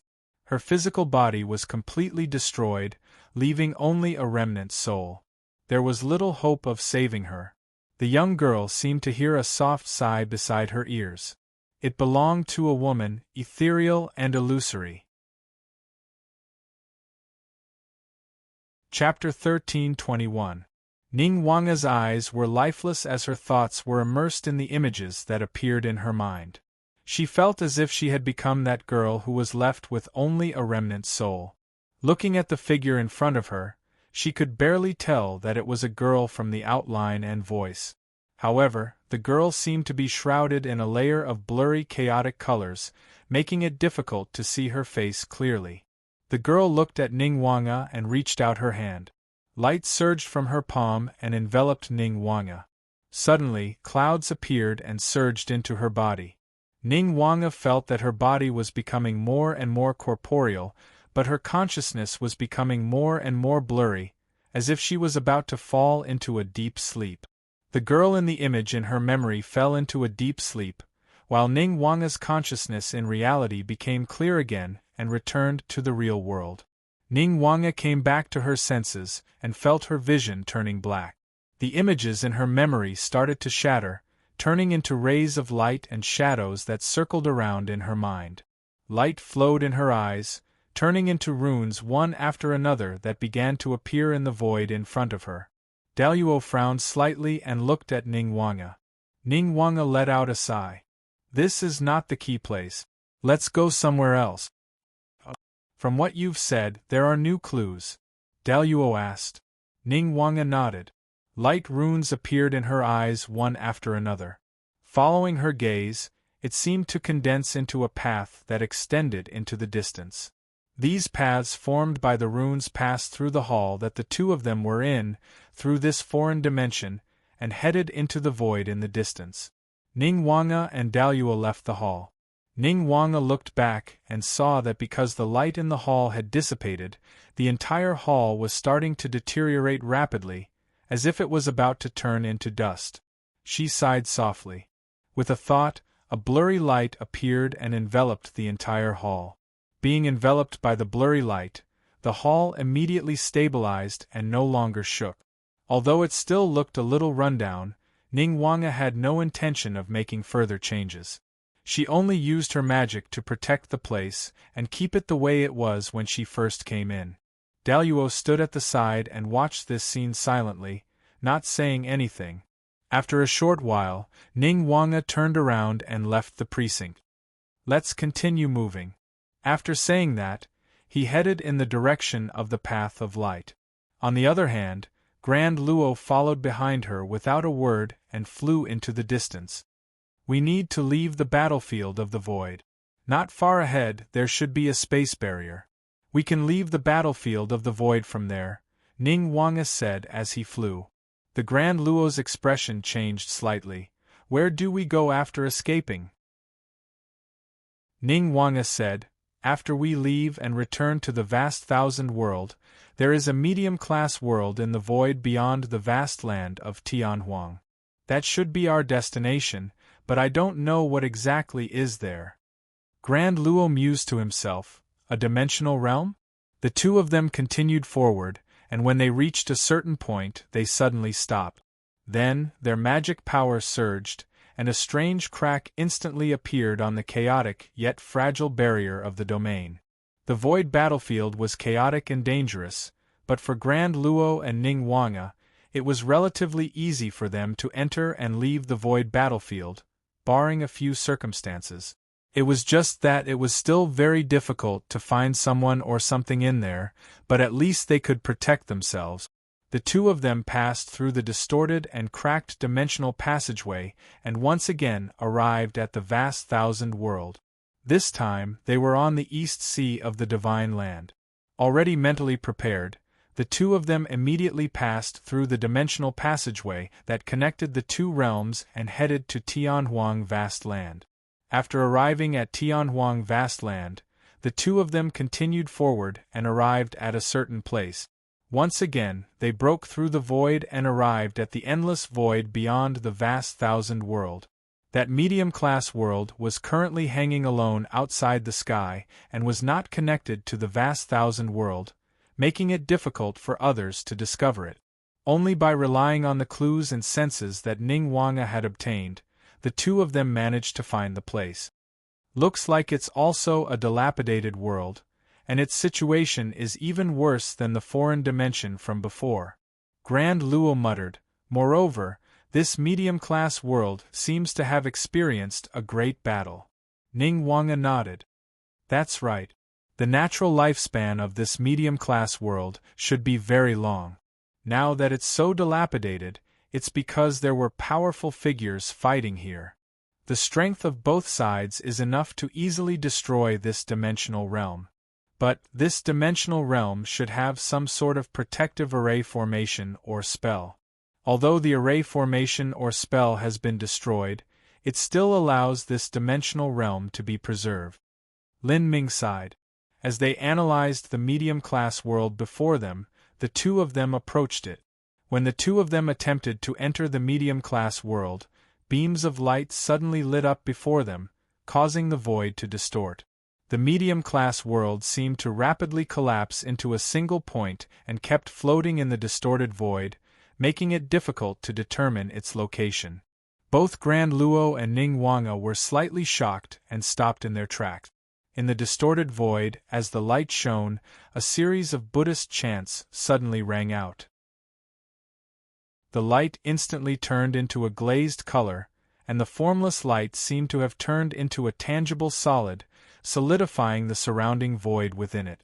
Within the glazed Buddhist light and infinite Dharma appeared together, revealing waves of great purity, great liberation, great compassion, and great light Zen. Grand Luo and Ning Wanga looked over and saw the silhouettes of many monks sitting in the void, chanting incessantly. There were two monks in the lead. One was a withered and skinny old monk, and the other was a clean and handsome young monk. The two of them reached out their palms together, holding a ball of light in their palms. The light formed a world of its own, manifesting a boundless Buddhist land, countless stupas, and countless arhats and bodhisattvas. It was the great magical power of the Buddhist kingdom in the palm. The two monks used the Buddhist kingdom in the palm together. The two Buddhist lands were independent of each other, but in terms of power, they gave off the feeling that they came from the same source. The two seemingly separate worlds seemed to be the same Buddhist Pure Land. Golden lotuses spread out, filling up the void. The point where the medium-sized world had collapsed was within the Buddhist kingdom in the palm. It seemed to be gradually returning to its original state, no longer in a state where it could not be captured or touched. Above the two monks was a towering mountain. The mountain was extremely majestic and tall, as if it occupied the entire void. It was so huge that it was indescribable. Grand Luo thought of what Lin Feng had taught him all these years, and his brows rose. Mount Meru. The appearance of this towering mountain was the image of the number one treasure of Buddhism in the past, Mount Meru. When Mount Meru descended, it was as if no matter how tall an existence was, it would be suppressed to the point of lowering its head. No matter which direction it fled in, it would be difficult to escape the range of Mount Meru, and it would still be suppressed under the mountain. The huge mountain shone with boundless Buddhist light, and its entire body was transparent like glaze. The only strange thing was that there was an 8 feet deep crater at the top of the mountain, but it did not affect the power of this powerful creation treasure. The two supreme elders of Buddhism displayed their Buddhist kingdoms in their palms, fusing with the strength of Mount Meru. Because of this, a bizarre scene appeared. The two Buddhist kingdoms were clearly separated in two different directions, but they actually seemed to become one. Together with Mount Meru, they suppressed the dimensional realm in the void. That medium-sized world could no longer hide in the void, and so it opened up once again, turning into a medium-sized world that looked like a black sphere. On the surface of the black sphere, black and purple runes flowed endlessly, intertwining and moving. From within, an earth-shaking demonic power burst out, isolating the Buddhist light and preventing it from being refined. For a moment, both sides fell into a stalemate. Neither could do anything to the other, and they could only continue to pull back and forth. Seeing this, Ningguang could not maintain her calm expression. She looked around. This seems to be the battle that happened in this medium-sized world back then. For the light and shadow of the battle to remain until now, one can only imagine how intense the battle was back then. However, since it was a battle between Buddhism and humans, and Mount Meru still exists, then this is at least something that happened during the previous war between the two worlds or something that happened before. Grand Luo said slowly, "I'm afraid it's something that happened during the previous war between the two worlds." Ningguang looked at him, and Grand Luo's gaze wavered slightly. The ritual restriction that was placed on that medium-sized world came from the Yudu race. Master Lin once mentioned to me that during the previous war between the two worlds, Buddhist cultivators received news from Taishu Temple and attacked the medium-sized world where Empress Nether lived. Their original intention was to stop Empress Nether here, but they didn't know that Empress Nether was pregnant at that time and was about to give birth. In the end, after a huge battle, the protective restriction wasn't broken, but Empress Nether was weak after giving birth, and her life force was used up in the stalemate, and she died. That was why Yohuang's army came to the Great Thunderclap Temple. Grand Luo looked at the medium-sized world in front of him, and his expression was slightly stunned. This medium-sized world is like the blackboard world that the Yudu race's capital city used, completely isolated from the outside world. It must be used to guard against the Taishu Temple's Haotian mirror, but why was its location still determined by Taishu Temple? He walked forward step by step, and the light and shadow in front of him gradually dissipated. The void returned to normal, and the appearance of the medium-sized world appeared again. Ningguang looked at Grand Luo worriedly, and followed closely behind him. The two of them entered this medium-sized world together, and the moment they entered, Grand Luo's body shook violently. Countless purple light patterns flashed in his eyes, and his black hair turned silvery white. Large amounts of silvery white hair also appeared on his back. 3 long horns stood on Grand Luo's forehead, and purple light patterns covered his body. The teeth in his mouth also became as sharp as a dragon's or a wolf's, and he uncontrollably reverted to his original form. Although Ningguang also felt that there was a large amount of familiar aura in this medium-sized world, she was still slightly shocked when she saw Grand Luo's appearance. Grand Luo howled at the sky, and countless lights and shadows swayed in his eyes, forming images. After a long time, the howling stopped. Grand Luo's voice was slightly low, and it seemed to be emotionless. "I was born here." Chapter 13:22. Grand Luo's expression was calm, but his flickering gaze showed that he wasn't as calm as he looked. Instead, his emotions were like raging waves. Ningguang looked at Grand Luo in shock. Connecting this to what Grand Luo had said, she couldn't help but have many guesses. "Dao friend Grand Luo you." Ningguang felt her voice was a little dry. Grand Luo turned to look at her and smiled with an indecipherable meaning. "To me, this is where I came from. Here, the memories that were sealed and worn away because of my many reincarnations have finally become clear." Ningguang looked at Deluo, and Deluo looked around at the dimensional realm that the two of them were in. He muttered, "When I was born, my mother passed away. In truth, I have never seen what she looked like. But luckily, Father Emperor left some traces in my mind so that I can know what my mother looked like. A beam of light shot out from his right eye and condensed into a light image in the void. It was a blurry and chaotic figure. One could only see its silhouette, but it was hard to see its true appearance. Ning Wanga's body trembled slightly. She looked at the figure and fell silent. Grand Luo's expression was also a little gloomy. The figure in front of them looked exactly the same as the light image they had seen in the hall in the foreign dimension. The fog gradually dissipated, revealing the figure of a woman.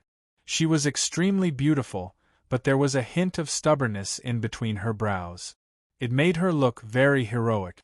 She stood there, but she gave off a feeling of being erratic. It was as if her exact location couldn't be determined. She was ever-changing and omnipresent. Ning Wanga looked at the woman, and a familiar feeling rose in her heart. However, she was also filled with confusion. Grand Luo looked at the woman in front of him, and his eyes revealed sadness. He said softly, "I was wondering how Taishu Temple could determine the location of this place. But now I understand. Mother isn't from the Yuta race. Although most people in the Yuta race have accepted her as father's empress, there are still a few who insist on the theory of pure blood. Their leader is Uncle Zhaoling." Ning Wanga didn't say anything.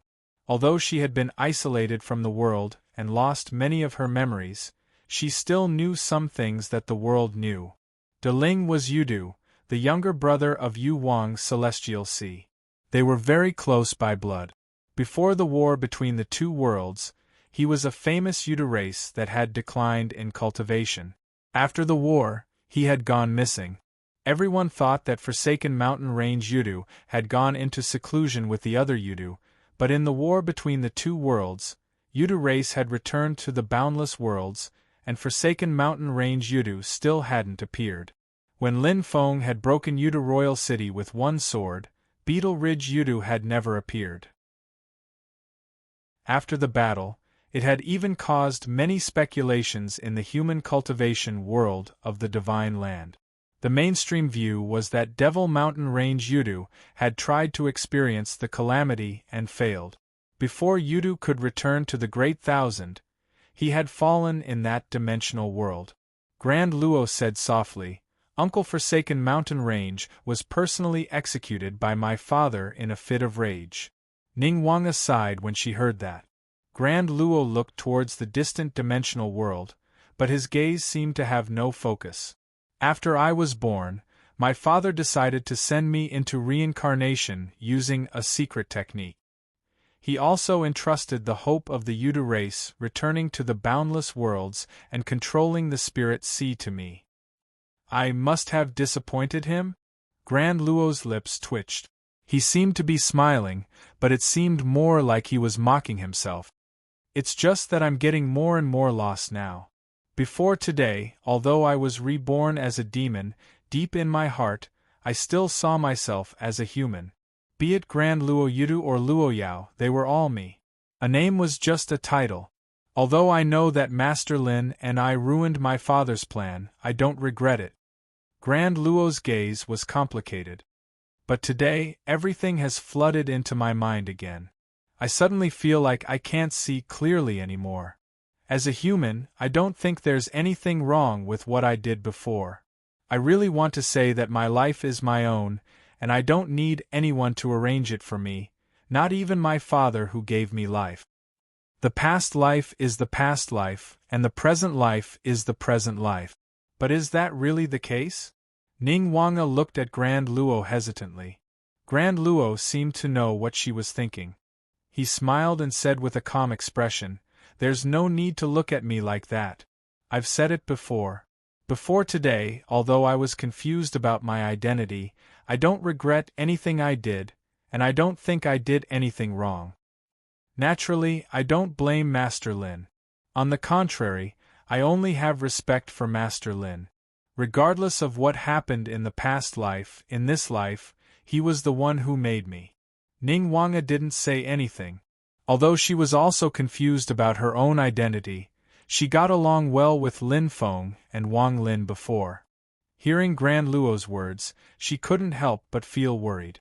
Daluo continued, "Even at this moment, I still hold Master Lin in great reverence. To be honest, I've interacted with Master Lin far more than father and mother. I've never seen mother with my own eyes, and father only saw her once when he was a baby. However, I'm a little confused now. I've betrayed father and the Yudu race's expectations. I don't know if I'm in the right or wrong. The determination that was once clear in my heart is shaken again." Ning Wanga asked, "Why are you telling me this?" Grand Luo shook his head. "I'm not looking for someone to talk to, but this has something to do with you, fellow Taoist." Ning Wanga suddenly felt something, and a shiver rose from the depths of her soul. Grand Luo said softly, "Master Lin once speculated that there was another executor besides me in father's plan. He was in charge of ensuring that nothing went wrong. After I reincarnated many times and got rid of the imprint in the spirit ocean, he guided me and finally completed the plan. This person really exists." Ning Wanga's breathing quickened slightly. Grand Luo looked at her and said in a low voice, "Once father died, because of the imprint in the spirit ocean, the rest of the race retreated into the blackboard world to recuperate and wait for the right time. The executor who stayed in the outside world to ensure that the plan went smoothly was Mother's disciple. Mother has always been mysterious, and so is her disciple. Very few people know about her, not just the divine land, but even in the vast infinite wasteland. Within the Yudu race, other than father and mother, only a few people know of her existence. This way, she could hide in the dark and do things secretly without attracting attention. After all, after the Yudu race escaped into the blackboard world, no one could support her." Grand Luo paused slightly. "However, for some reason, this senior sister of mine seemed to have completely forgotten about this. She forgot about it even more thoroughly than I, who had reincarnated many times. In the end, things became like this. If Master Lin hadn't met me, I would have continued to reincarnate." Ning Wanga took a deep breath. "You mean, that person is me?" Grand Luo said, "I'm not sure, but considering what you said before and what I recalled in the foreign space, my guess is that it is you. But why exactly, I'm not sure." Ning Wanga sighed softly. "Yes, what exactly happened?" She continued to go deeper into this medium-class world. Grand Luo followed behind her, moving forward as well.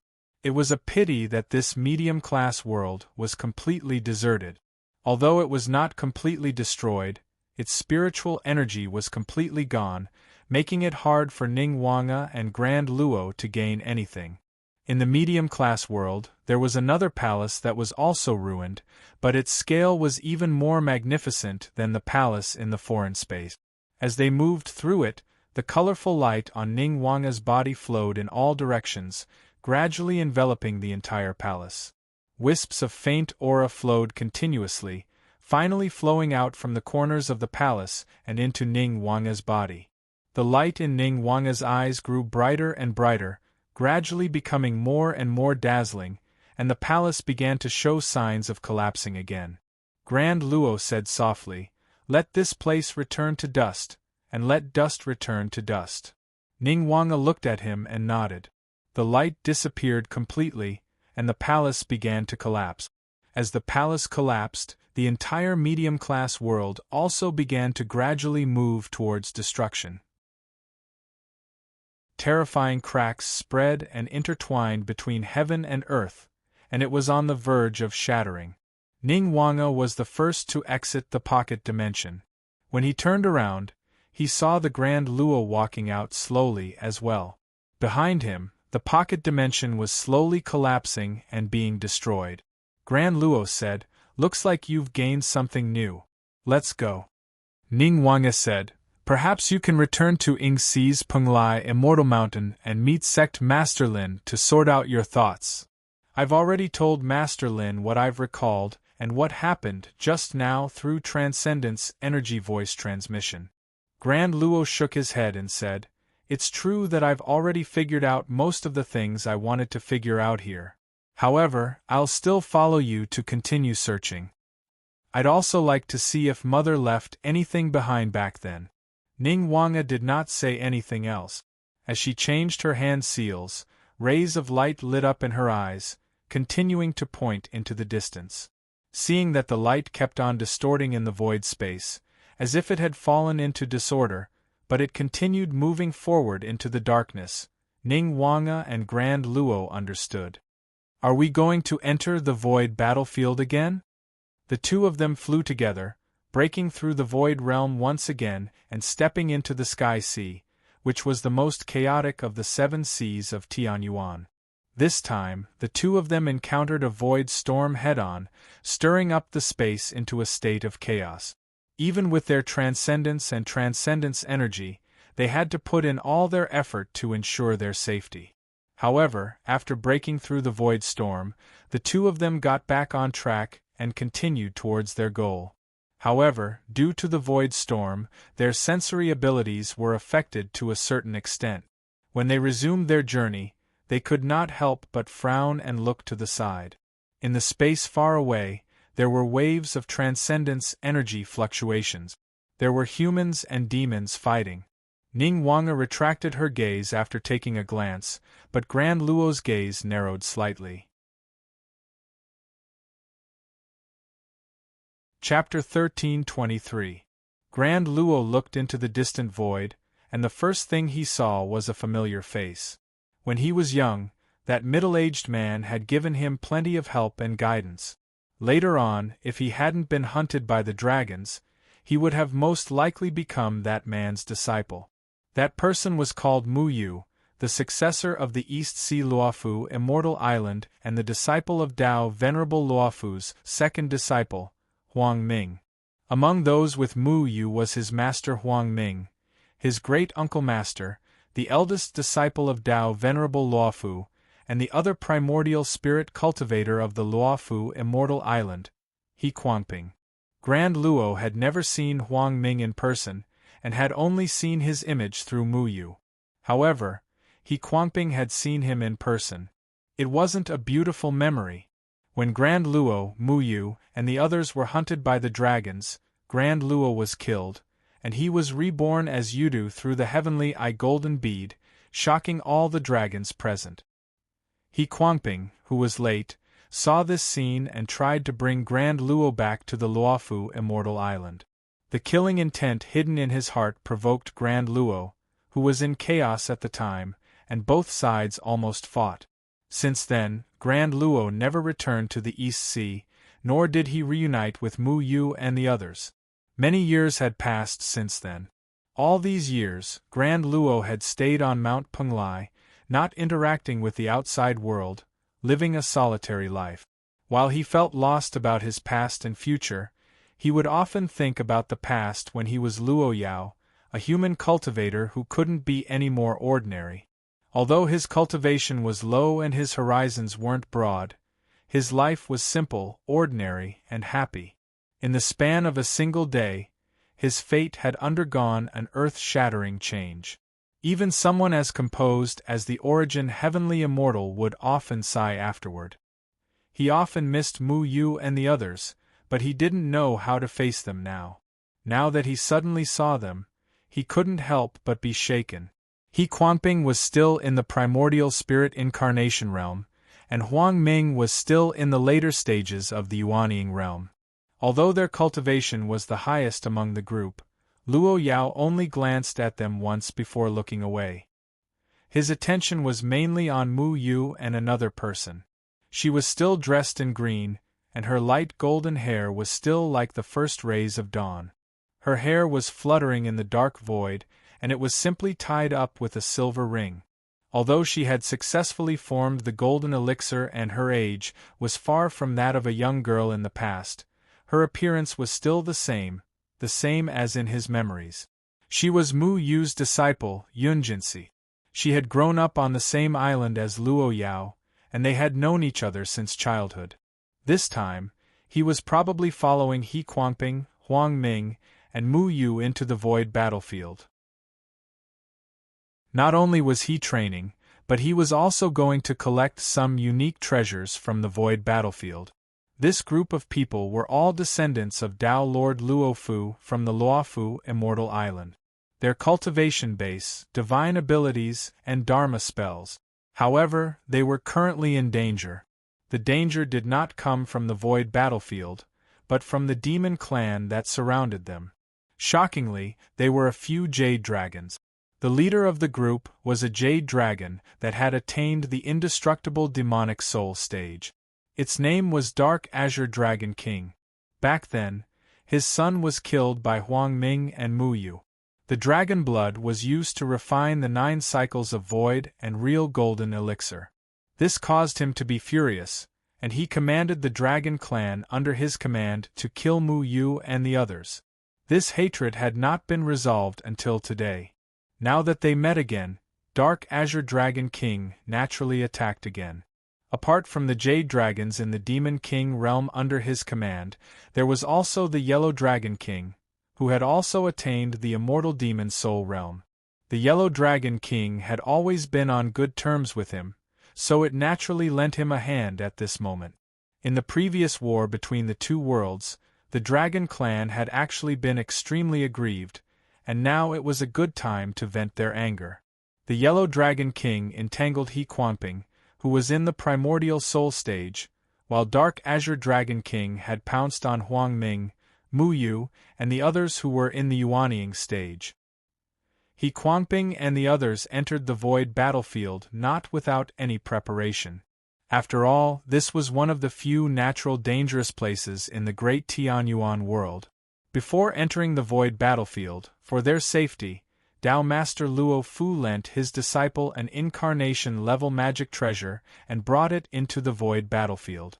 Now that He Quanping had given up on using the Dharma treasure himself, he gave it to Huang Ming and the others to protect them. Fortunately, Huang Ming and the others could barely hold on, but the situation was still precarious. After all, Huang Ming, who was in the late Yuanying stage, could not fully unleash the power of the Dharma treasure.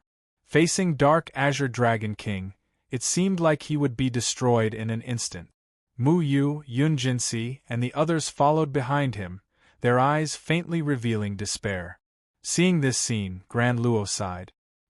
His figure turned into a purple flowing light and walked in the void.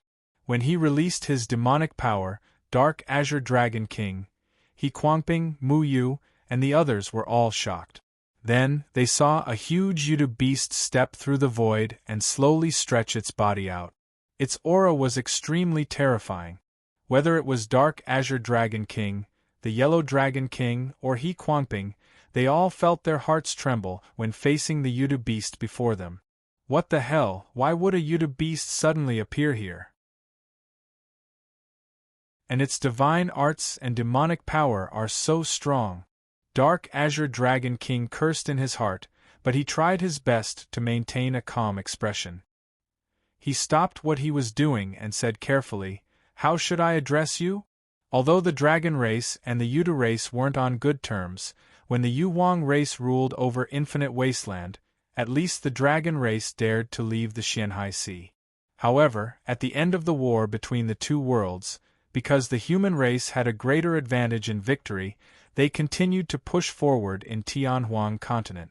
To curb the situation, the Dragon race, Yudu race, and the primordial devil ape race worked together to a certain extent to stop the human race's advance. Now, the relationship between the Dragon race and the Yudu race wasn't good, but facing the pressure brought by Lin Feng and the Divine Land, they restrained their emotions and wouldn't easily start a conflict. I can hand this primordial spirit realm cultivator to you, but these Yuanying humans killed my son and used his blood to refine medicine.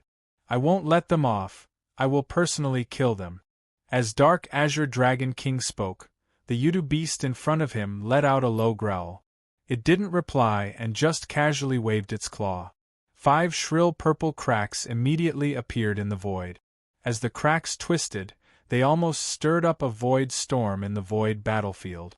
Seeing how a casual strike from the other party had such powerful power, Dragon King Tan Qing and that Yellow Dragon King's faces turned extremely ugly. Even if it's the Yudu race, how can an undying demon soul realm have such power? With the pride of the dragon race, even if they faced an opponent stronger than them, they wouldn't retreat. However, there was a limit to everything. When the opponent was so much stronger than them, making all their efforts a joke, the dragon race wouldn't just send themselves to death. They would at least put their lives on the line to see hope. However, the hatred of his son was irreconcilable. Even if he faced Grand Immortal Realm, Dark Azure Dragon King's face was black, and he didn't plan to retreat. However, another Yellow Dragon King came over and stopped Dark Azure Dragon King. If they fall into the hands of this Yudu, they will still have to die. Even though you can't personally kill your enemy, it can be considered as revenge. There's no need to die with these humans. Let's go. Dragon King Tan Qing gritted his teeth so hard that creaking sounds could be heard. The Yellow Dragon King forcefully swept his stiff body away, and the other dragons hurriedly followed. Their departure didn't make He Kuangping, Huang Ming, Mu Yu, Yun Jinsi, and the rest relax. Just the two great demons of the dragon race, Dark Azure Dragon King, were enough to put them in a precarious situation. They were about to be killed on the spot, and even though the dragons had retreated, they were replaced by an even more terrifying great demon of Yudu. Despair rose in He Kuangping's heart. If it was said that the Yudu race had secluded themselves for over 4,000 years, the new generation of cultivators in the Divine Land didn't have a direct understanding of the terror of this terrifying demon race, then after the war between the two worlds, even if the cultivation world of the human race won, everyone had experienced the terror of the Yudu race once again. If it wasn't for Xian sect master Lin Feng saving the world with 4 swords and wiping out the demons, the final result of the war would be unimaginable. Yudu descending once again and trampling on Taihua Mountain and White Cloud Mountain was like a calamity descending from the sky. The terrifying scene of covering the sky and covering the sun was engraved in everyone's heart, and it didn't fade away for a long time. It was true that within the Yudu race, different Yudu beasts on the same realm had different strength. There were those that far surpassed their peers, and there were also those that were relatively mediocre. However, even those relatively mediocre existences were extremely terrifying nightmares to the demon race and human cultivators outside of Yudu. Just like Dragon King Tan Qing, He Kuangping and the rest also saw the 5 claw marks that didn't heal even after a long time. How could they not realize that the Yudu beast in front of them was an extremely terrifying existence even in the Yudu race on the same realm? It even surpassed their imaginations. How could they not feel despair? However, as the Yudu beast walked forward step by step and came in front of them, the purple light gradually faded, and the silver-white fur on its body also gradually vanished. Its huge body shrunk as it walked forward, and it finally returned to the size of a normal person. Even though it was taller than a normal person, it was still within the range of a normal person. When they saw that familiar yet unfamiliar face, Mu Yu and Yun Jinsi were slightly stunned, and complicated expressions appeared on their faces. Mu Yu's gaze was filled with the joy of reunion, as well as the relief of seeing an old friend safe and sound. It warmed Great Luo's heart. Even though it was unavoidable that Mu Yu's gaze carried some caution and wariness, Great Luo wasn't surprised. Even though he had transformed into a human and his appearance hadn't changed, he was no longer the youth that Mu Yu had seen grow up with his own eyes. Great Luo was already very happy that he couldn't see any hatred or fear in Mu Yu's gaze. However, when he met Yun Jinsi's gaze, the light in Great Luo's eyes dimmed. That gaze contained deep fear and wariness, as well as obvious hostility and rejection. Everyone looked at each other in silence. Great Luo didn't say anything, and after a long time, he sighed softly. Chapter 13:24. Grand Luo bowed to Mu Yu. Senior Mu. Mu Yu looked at him with a complicated expression, and after a long time, he sighed. Luo Yao, you are now, I am indeed a Yudu beast, Grand Luo said calmly. My name is Grand Overarching Yudu, but you can just call me Luo Yao. Grand Overarching Yudu is me, and Luo Yao is also me. He smiled. I have been cultivating by myself all these years, and it's the same now. Although my people have returned to the boundless worlds, I have no intention of finding them. The expressions of Mu Yu and the rest changed slightly. Is that true? You didn't return to the Yuda race? Seeing everyone's doubtful gazes, Grand Luo said calmly, That's right, I have no intention of becoming enemies with the human race. As you can see, I can already control my demon power, and I won't lose control like I did back then. He Quanping used his magic power to transmit his voice to Huang Ming and Mu Yu. Back then, Master received some news from Taishu Temple that this Yudu beast in front of us might be related to Xianmen Tianzong. He hasn't been seen for all these years, so maybe he landed in the hands of the Master of Xian Gate. However, for some reason, he seems to have regained his freedom. Or maybe, the Master of Xian Gate never imprisoned him. When Huang Ming and Mu Yu heard that, their expressions didn't change, but they were astonished. Could Xianmen Tianzong be related to the Yuda race? He Quanping said, There's no evidence to prove it. If what this little Yuda beast said is true and he isn't related to the Yuda race, then he might be like White Tiger Great Sage, Lu Yuan Great Sage, and Black Whale Great Sage if he's living in Xianmen Tianzong. Mu Yu hesitated.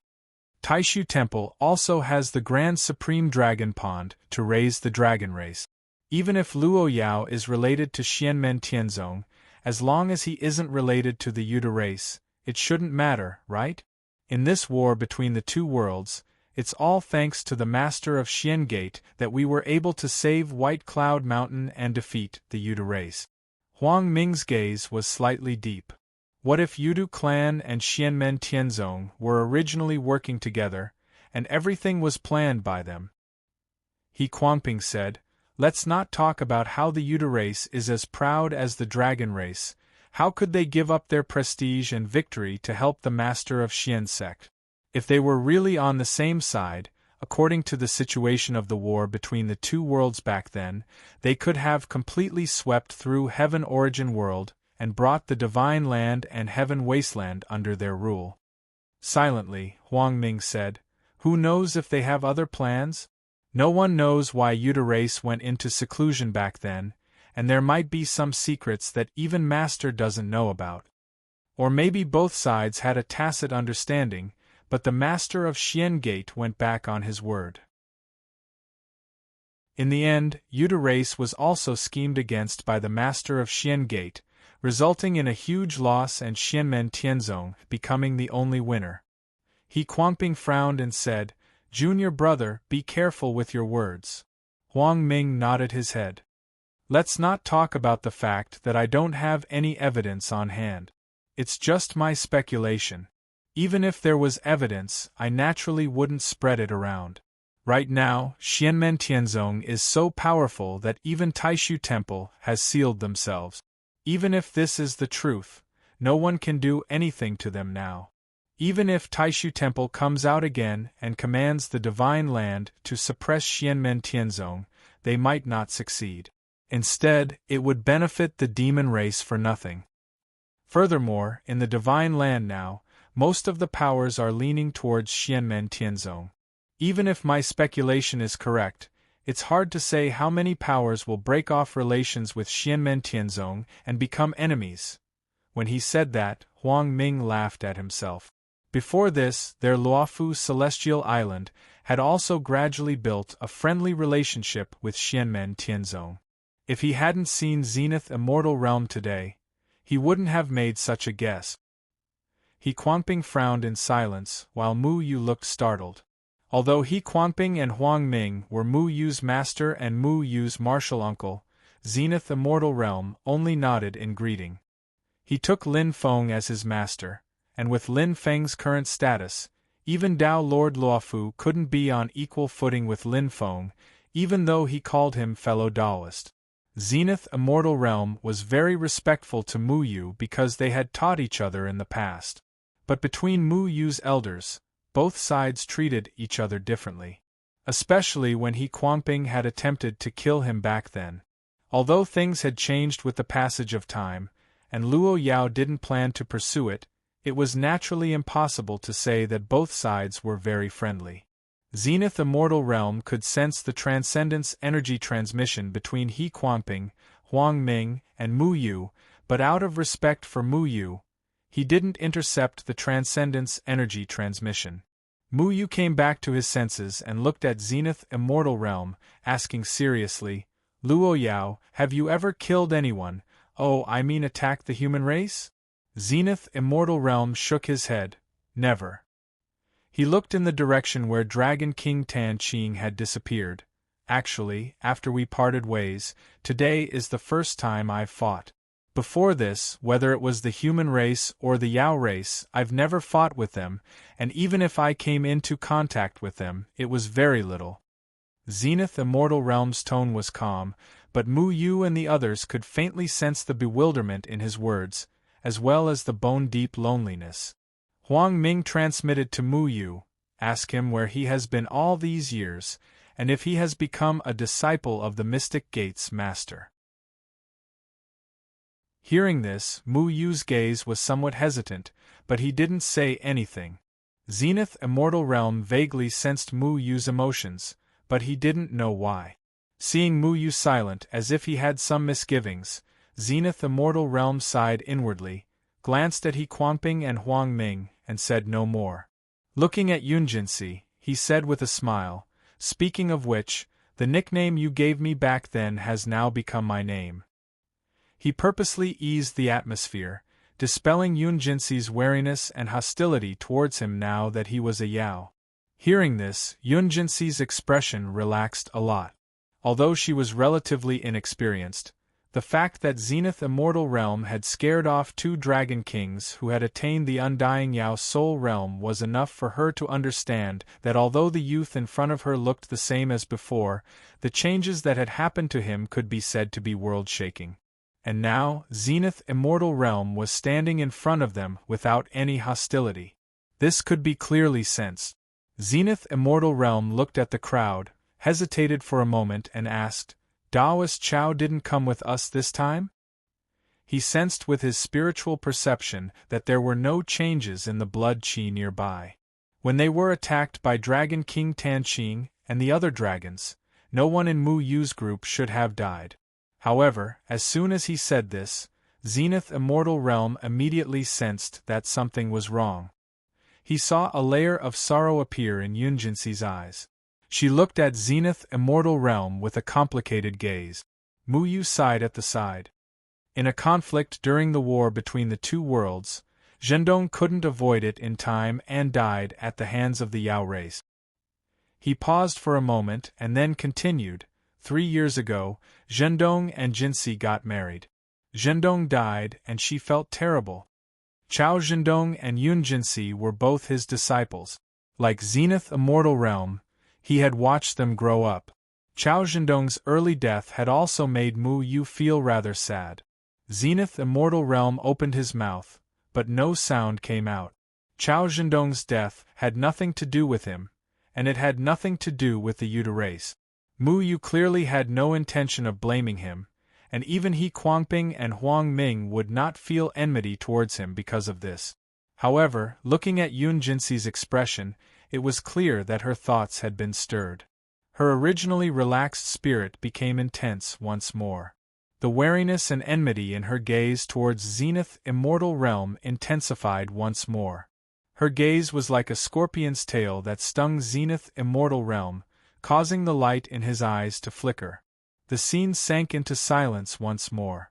After a long time, Zenith Immortal Realm shook his head and said softly, Jinsi, take care. He cupped his hands towards Mu Yu. Senior Mu, I'm truly surprised to see you again today. However, I have something to do now, so I'll take my leave first. I hope we'll meet again in the future. Mu Yu took a look at He Kuangping and Huang Ming, then cupped his hands as well. You take care too.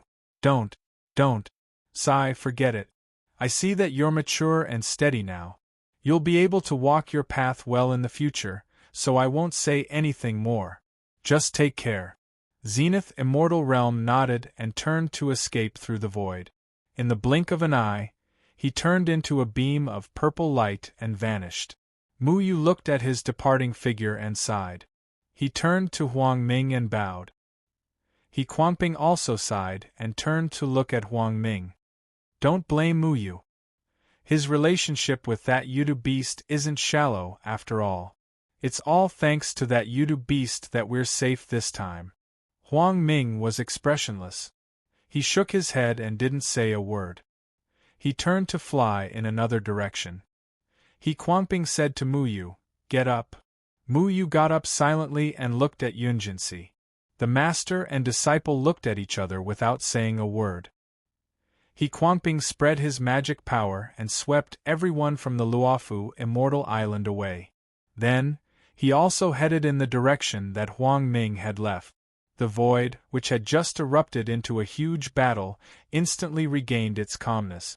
On the other side, Zenith Immortal escaped through the void. In a flash of light, he had already arrived beside Ning Wanga. Ning Wanga stood in the void and looked at Zenith Immortal Realm. She felt that his emotions seemed to have changed subtly. Ning Wanga's personality was leisurely and indifferent. He wasn't in the mood to know what others were thinking. He immediately went on his way again. In his eyes, divine patterns paved the path and guided the way. Zenith Immortal Realm silently walked side by side with Ning Wanga. His eyes flickered slightly before gradually returning to calmness. In his heart, he felt that things were still the same, but people had changed. It was hard to recall the past. Something's wrong. Ning Wanga suddenly stopped. Zenith Immortal Realm frowned slightly. What's wrong? Ning Wanga looked at the void in front of him and said softly, "They should have already arrived, but I can't sense any traces of them." Zenith Immortal Realm looked over and saw that the light flow in Ning Wanga's eyes was gradually dissipating.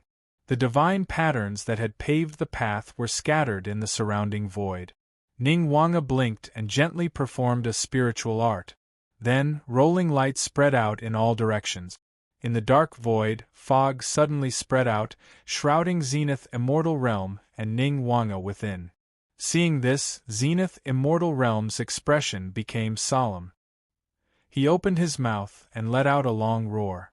Dense purple light patterns appeared on the surface of his skin. Arcs of purple light spread out in all directions and kept vibrating in the fog. With his agitation, the fog gradually turned black. It was a black that seemed even darker and deeper than the dark void. Chapter 13:25. Inside the black fog, Zenith Luo felt his body gradually becoming heavier. He could not feel that the black fog was causing him any harm, but his demonic power and supernatural powers were becoming more and more sluggish, unable to circulate smoothly. At this moment, Zenith Luo suddenly felt distracting thoughts growing in his mind, causing him to be unable to maintain a clear mind. After experiencing what had just happened and learning about his past, the confusion and contradictions in his heart seemed to be magnified limitlessly at this moment, making him even more confused. He felt like he was surrounded by endless troubles, and he wanted nothing more than to destroy everything, including himself. The encounter with Mu Yu, Yunjinsi, and the others just added to his troubles in this aspect. His own understanding and position had always been disturbing Zenith Luo's state of mind. The estrangement between him and his old acquaintances made him feel even more lonely. For a moment it was as if the entire world and all living beings were rejecting his existence. A violent emotion rose from the bottom of his heart, evolving into a desire to destroy all living beings, to destroy the world, and to destroy himself as well. While Zenith Luo was in a frenzy, he was also shocked. He forced himself to calm down and turned to look at Ning Wanga, who was beside him. He saw that Ning Wanga was in the same state. Her beautiful face, which had always been distant and indifferent, was now filled with confusion and struggle, making her look rather ferocious. Other than being ferocious, Ning Wanga's face was filled with a demonic glow, and a creepy smile appeared at the corner of her mouth from time to time, making her look exceptionally strange. Colorful streams of light kept flashing on her body, spreading to the surroundings and shaking the black fog. However, the black fog did not dissipate, as if it was not affected in the slightest. While Ning Wanga's eyes were filled with confusion, a hint of clarity would occasionally flash through them. At this moment, she turned to look at Zenith Luo, who was beside her, and saw that Zenith Luo was in a similar state as her. Both of them were alert at the same time, forcefully suppressing their own emotions, and then continued to traverse through the black fog. It's not the illusory transformation technique, but it's shaking and twisting our state of mind and will, Ning Wanga said. Zenith Luo nodded, purple divine light surging in his eyes, turning into strange incantations that took the shape of strips, spinning around his body. Zenith Luo was not speaking human language, but various incomprehensible sounds, as if he was chanting an ancient incantation. This was the origin heavenly heart mantra inherited from the heavenly Tao demonic scripture. It had a powerful effect on suppressing one's mental state. Yudu race was similarly violent and bloodthirsty, but that was on the premise that they could control themselves. They definitely wouldn't leave such an obvious flaw for the enemy to exploit, and that was how Origin Heaven Heart Curse was born. Streaks of incantations turned into violet ribbons of light that revolved around Grand Luo's body, gradually keeping the black mist at bay. While there was still a large amount of black fog seeping in, the Grand Luo could already stabilize his mind. Ning Wanga, who was at the side, was also in the same situation. She was proficient in the art of illusory transformation, so the strength of her soul and the stability of her state of mind were superior to cultivators of the same realm. However, because of her previous gains, she was currently seeking to unravel the knot in her heart. She was on the verge of understanding it, so her state of mind was especially unstable. Thus, under the attack of the black fog, it was extremely strenuous. This was not something that Zenith Heaven could help her with. Ning Wanga could only rely on herself to stabilize her state of mind and keep her beer pure. As the two of them continued to advance in the black fog, they could also feel that the black fog's ability to contaminate them was getting stronger and stronger. Zenith Heaven could clearly see that more and more black fog was breaking through the Origin Heaven Heart Curse's barrier. The two of them steadied their minds and continued forward. After the appearance of the black fog, the light in Ning Wanga's eyes became focused again. A large number of divine patterns gathered together and formed a beam of light, guiding the way in the darkness. Following the guidance of this beam of light, Zenith Heaven and Ning Wanga wouldn't be completely lost in the black fog. After walking for a while, the scene in front of them changed. A huge door appeared in the void. The door was as black as ink, and there were many relief sculptures carved on it. These sculptures stretched out from the surface of the door, and all of them had hideous faces. Their movements were distorted, and they gave off an unnatural and uncoordinated feeling. Just looking at these relief sculptures made Zenith Heaven and Ning Wanga's state of mind even more restless. The door shone with a faint black light that extended into the void. It was as if it had existed since ancient times, and had always been there until now. Zenith Heaven stretched out his hand and tried to push the door, but it didn't open. He frowned slightly, and the purple light patterns on his palm surged as he tried to push the door, but it still didn't budge. Zenith Heaven let out a low roar, and silver-white fur suddenly appeared on his body. His huge tail swayed behind him, and circles of light flowed continuously on the three long horns on his head. Large amounts of purple light patterns vibrated in the void. He pushed the door hard, and the door that seemed to have existed since ancient times also shook at this moment, shaken by Zenith Heaven. Seeing this, Ning Wanga also pressed her palm on the door. The black door shook even more violently, and cracks started to appear on its surface. However, seeing this, Zenith Heaven and Ning Wanga both retracted their strength, not daring to continue pushing the door. They could tell that opening the door in front of them required skill. Otherwise, no matter how strong their strength was, they would only be able to destroy the black door at most, but not open it. The black door wasn't their goal. What was behind it was the key to their search. The result of destroying the black door was just a moment of pleasure. They might never know what was behind it. The two of them looked at each other and started to retreat. With Ning Wanga's light flow as a guide, they retreated along the path they came from, until the light flow gradually disappeared. Although they were still shrouded in the black fog, Zenith Heaven was not flustered. The purple light in his eyes became even more dazzling, and the triangle on his head became even brighter. A majestic splendor that shocked all worlds appeared at this moment. In the face of this splendor, even the black fog that seemed to be the most profound existence in the world trembled. The splendor grew brighter, and the darkness before them retreated. The world gradually turned purple. The great Tao, Dharma, and logos intertwined, and the entire world seemed to be changing continuously. When the purple light gradually dissipated, the black fog disappeared as well. The world before Zenith Heaven and Ning Wanga changed back to the world within the void battlefield. There was only the dark void before them, and the boundaries in the distance kept distorting. The space opened up, and waves of void storms were stirred up. Zenith Heaven and Ning Wanga stood in the void. Both of them did not move and were focused. Streams of illusory yet solid black smoke rose from their bodies and then dissipated. When the black smoke completely dissipated, Zenith Heaven and Ning Wanga heaved a sigh of relief. Ning Wanga frowned. That feeling just now was so strange.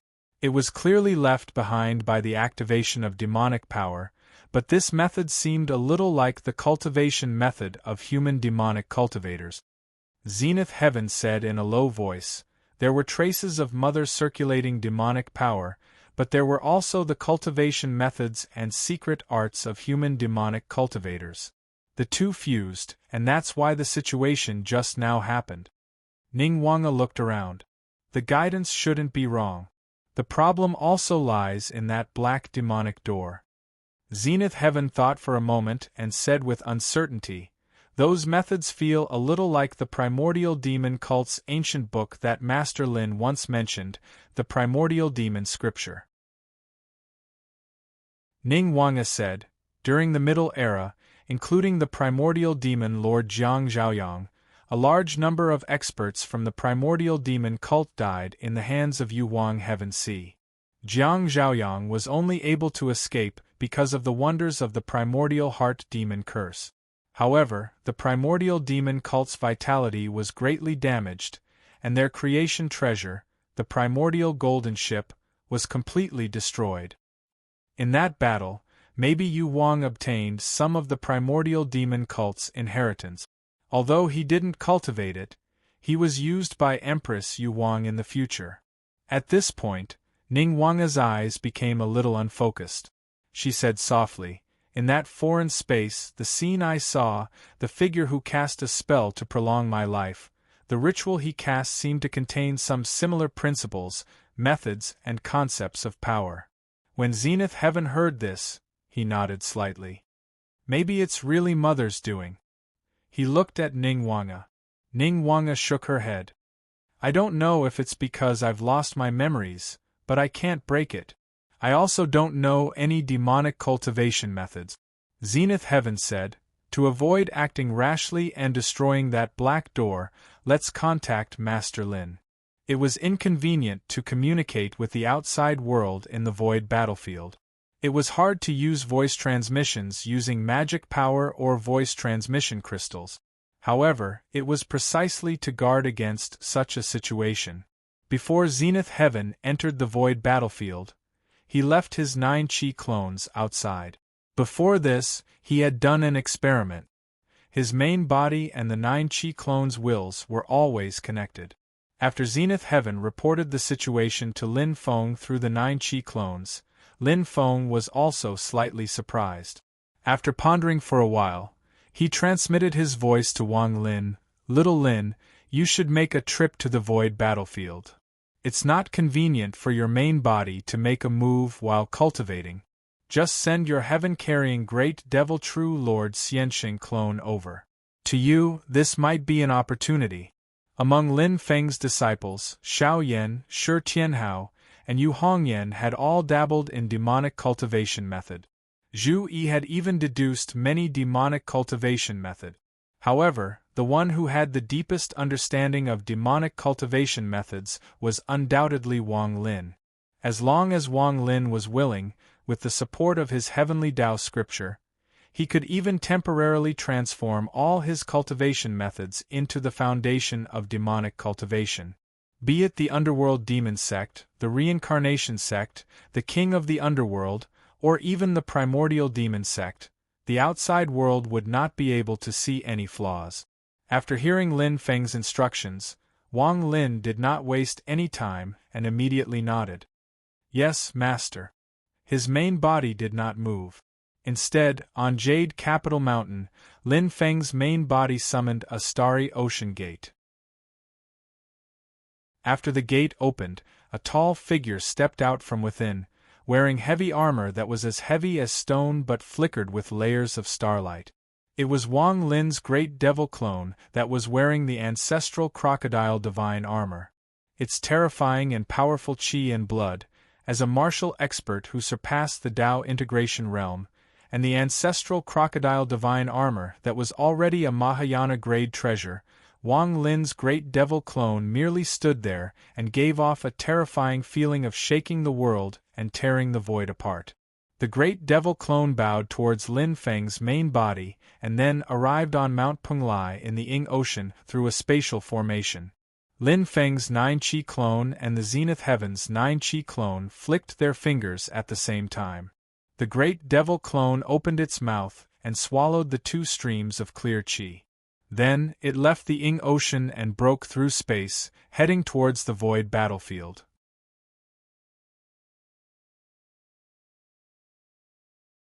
Chapter 1326. Daluo and Ning Wanga waited on the spot. Both of them were a little out of sorts. Their inner demons had been triggered, and their minds were filled with distracting thoughts. What they had experienced with the Netherworld Empress had given rise to countless thoughts, and they were still appearing in their minds. However, the two of them were at peace now. They were able to control their thoughts, and gradually sorted out everything that had happened. After a long time, the void suddenly trembled. Daluo and Ning Wanga looked in that direction and saw the space crack open. A tall figure appeared from within. That body seemed to be 100,000 feet tall, towering between the heavens and the earth. Even in the endless void, one could feel its size. It was Wang Lin's great devil avatar.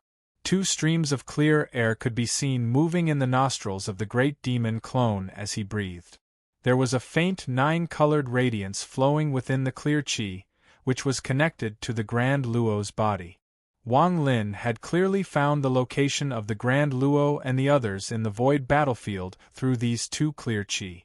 After the great demon clone appeared in the void, he walked towards Daluo and Ning Wanga. As he walked, his figure gradually shrank until he was about the same height as Daluo. Daluo cupped his hands towards Wang Lin. Senior brother Wang.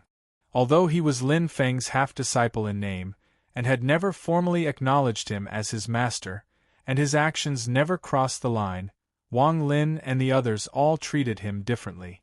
They had always treated him as a fellow disciple, and as time went by, Daluo started addressing them as senior and junior brothers.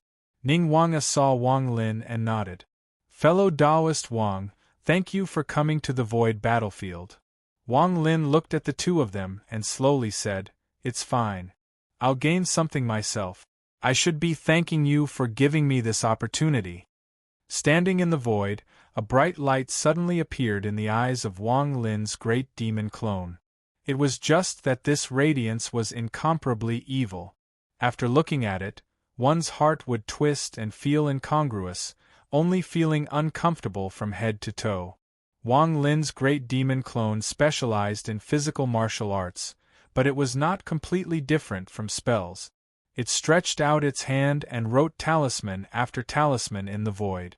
Daluo and Ning Wanga did not waste time either, and each pointed. Demonic power and magic power surged in the void, and dense fog appeared in this space again.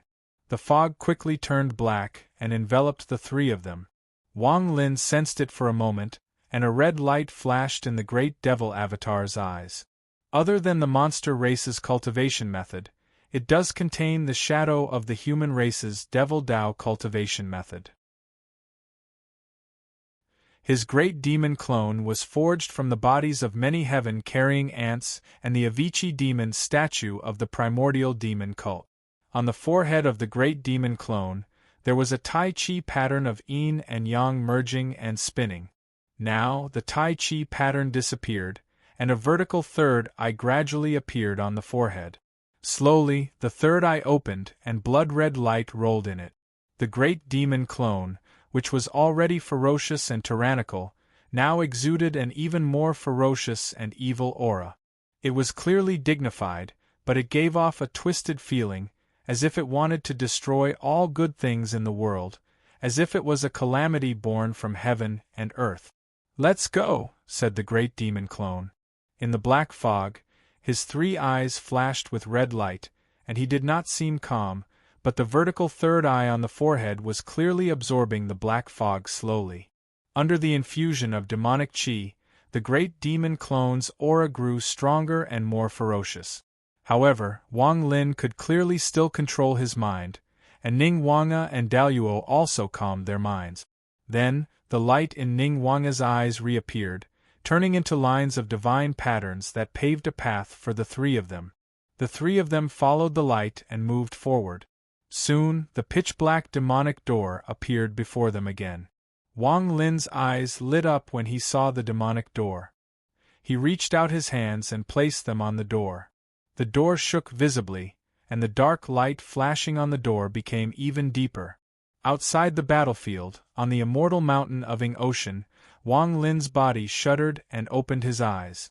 Lin Feng's god of war clone sat with his legs crossed and eyes closed, still refining the Ing Ocean. However, he could also sense Wang Lin's changes. Lin Feng did not open his eyes and asked calmly, "How is it?" Wang Lin's eyes flickered as he answered in a deep voice, as junior brother Daluo said, "Apart from the techniques of the monster race, the foundation of that place also contains the techniques of the human race's primordial demon cult." Lin Feng asked, "Is it the primordial heart demon curse?" Wang Lin shook his head. "I can't be sure yet. I'll have to push the door open to find out." Lin Feng smiled. "If that's the case, let's do it." In the battlefield, Wang Lin's great demon clone unleashed his power and inserted it into the pitch-black demonic door in front of him. At that instant, the demonic qi in the surroundings began to rumble silently like waves, heading toward the great demon clone and the pitch-black demonic door. The menacing carvings that protruded from the demonic door strangely shrunk back, causing the surface of the door to become flat. However, even though the door had become flat, and the figures with twisted movements and menacing expressions had disappeared, the entire door seemed to be even more twisted and chaotic. The conflicting feelings almost caused the spectators to lose their self-control and go crazy. Wang Lin's great demon avatar also began to change. His facial features began to gradually disappear. On his face, his nose and mouth disappeared. Even his two normal eyes disappeared without a trace. On his bald cheeks, there was only a single vertical eye between his eyebrows. At that moment, Wang Lin's great demon clone had no facial features and no expression to speak of. However, the vicious and evil aura had reached an unprecedented peak, as if it was the most evil existence in the world. In the chaos, there was only that vertical eye in the face. The vertical eye's light reached its peak, like the ancestor of evil that was born from the primordial chaos at the beginning of the world. The power and intent that the great demon clone displayed made one shudder. It was like the first product of the beginning of the world, not the creation of all things, not the living beings of the world, but extreme evil. It was both the beginning and the end, without distinction between the past and the future. After the birth of this demonic thought, there was the creation of the world and the birth of all things. Thus, all things in the world could become demons, and become demons. Thus, demons were everywhere, walking with all things and perishing together with the world. Wang Lin let out a long sigh.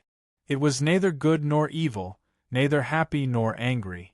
As he sighed, the dark light around the demonic door suddenly retracted and gathered on the demonic door.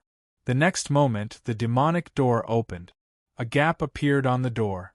Wang Lin pushed the door open and felt its weight. Zenith Heaven, who was experiencing the power and intent within, pressed his palm on the demonic door. Slowly the door opened. Seeing this, Ning Wanga nodded to himself. With demonic power, the human race's demonic arts. The door was pushed open completely, and behind it was another world. In that world, there were mountains and lush vegetation. It was like a paradise on earth. However, the strange thing was that this world was formed by black and red. Everything in the world was formed by black and red, and no other colors could be seen. The three of them walked through the door, and the door closed. Wang Lin tilted his head slightly and did not care anymore.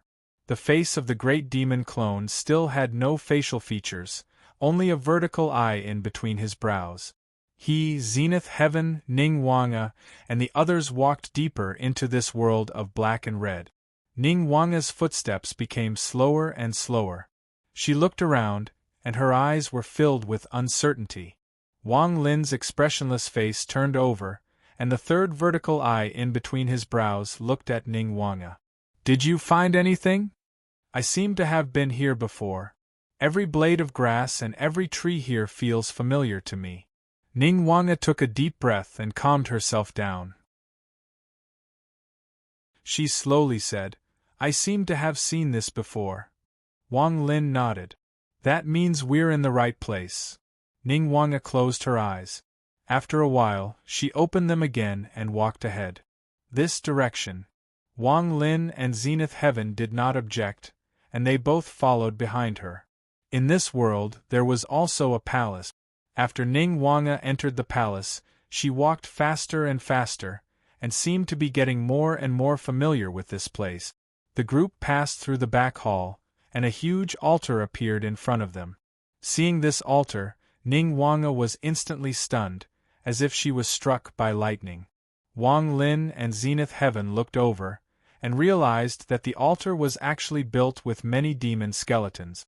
After a simple analysis, they saw that there were dragon skeletons, true Ho skeletons, demonic ape skeletons, Kuan Pung skeletons, and various other demon skeletons.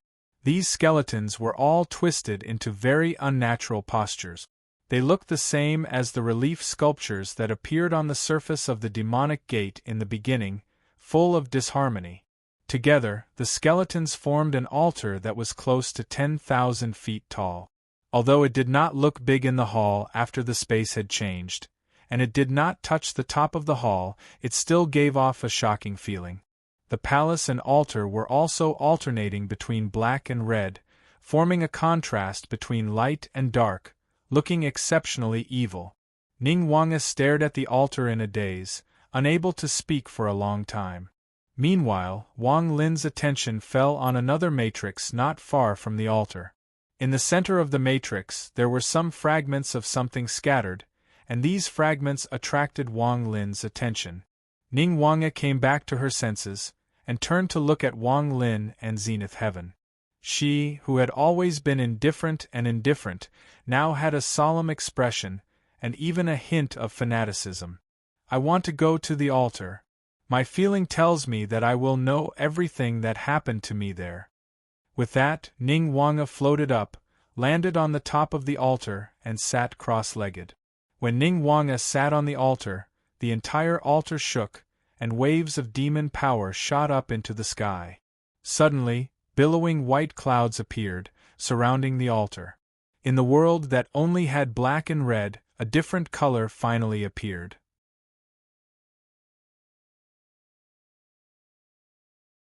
Chapter 13:27. White smoke rose up and enveloped Ningguang and the skeleton altar. Ningguang didn't panic at all. He was still sitting on the top of the altar with his legs crossed. He looked calm and his eyes were closed. A different color finally appeared in the world formed by black and red. However, it was only limited to the white smoke. The other parts of the hall where the three of them were still black and red. Wang Lin scanned the area with his divine sense. Seeing that Ningguang was fine, he retracted his divine sense. He turned to Daluo and said, "Junior brother Daluo, please help protect him. I'll go take a look at the formation over there." Light and shadow flickered over his body, and the rock-like heavy armor separated from him. Light surged from within the armor, and an extremely majestic burly man appeared. He donned the armor, and it was the origin spirit of the ancestral crocodile divine armor, which had already reached the Mahayana stage, the crocodile god. Wearing the ancestral crocodile divine armor, the crocodile god stood outside the array with a solemn expression. Silently, he looked at Wang Lin's great demon avatar standing in the center of the array. Wang Lin trusted Grand Luo. He separated the ancestral crocodile divine armor from his body because it would make it easier for his great demon avatar to analyze the fragment. Grand Luo looked at the white smoke and was slightly lost in thought. Hearing Wang Lin's words, he came back to his senses and nodded. "Senior brother Wang, please go ahead. I'll pay attention to the surroundings." After saying that, he did not look in the direction of the altar anymore. His eyes became calm again. His demon power and divine sense spread out in all directions, gradually covering the entire hall. Seeing this, Wang Lin walked to the array. The vertical eye between his brows stared at the fragments in the center of the array. These fragments scattered in the center of the array looked like pieces of crystals. In this black and red world they appeared black. However, Wang Lin could faintly feel that this was the original color of these crystal fragments. Although the array patterns were still there, they were already broken and could no longer be used. Only the shape was left. Looking directly at these crystal fragments, he could faintly feel some spiritual power aura. Wang Lin sat cross-legged and picked up a fragment. It looked ordinary. Wang Lin injected his magic power into it, but the fragment did not move. The featureless, expressionless face of Wang Lin's great devil avatar remained calm and without a ripple of emotion. However, the red light in the vertical eye between his eyebrows grew increasingly dazzling. Silently pondering for a moment, the red light in Wang Lin's vertical eye suddenly turned black. Then, this black light shot out and landed on the crystal shard. The fragment trembled, and an unusual scene gradually appeared in Wang Lin's sea of consciousness. A huge abyss seemed to appear in front of him. Within the abyss, there were tens of thousands of demons roaring. Demonic chi soared into the sky, covering the entire world in darkness. Wang Lin calmed his mind and walked towards the bottom of the abyss step by step. Demonic chi spread to both sides, and many demonic creatures and devils were restless in the abyss. Everything seemed to be warped, strange, and filled with unnaturalness, causing others to shrink back at the sight of it. Just one glance was enough to make one have the urge to go crazy. It was as if a group of demons was about to tear his spiritual sea into countless pieces. And at this moment, being immersed in it caused one's heart to tremble and find it hard to maintain their composure. Wang Lin let out a violent roar.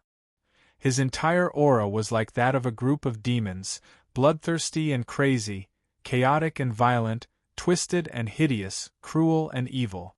He seemed to be happy to sink into the sea of demons and become a part of the abyss. But in Wang Lin's heart, he guarded his spiritual sea, maintaining a clear mind. He knew exactly what he was doing. Like this, he walked forward step by step in the abyss, devouring demonic chi and the demonic creatures that approached him. He became stronger and stronger, becoming the most powerful of all the demons. At this moment, Wang Lin's body was completely twisted beyond recognition. He was tall and thin, and his 2 legs were like bamboo poles, one long and one short. At this moment, he no longer had 2 arms. Instead, he was like an octopus, with many arms extending out in all directions. They were of different thicknesses, and one of the thickest was even larger than his torso.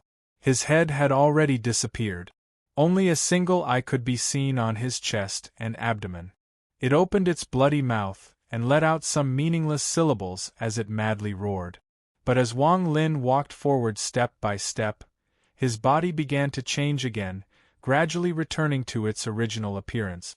In the end, although his entire body was extremely large and he was tens of thousands of feet tall, his body proportions had completely returned to that of a normal person.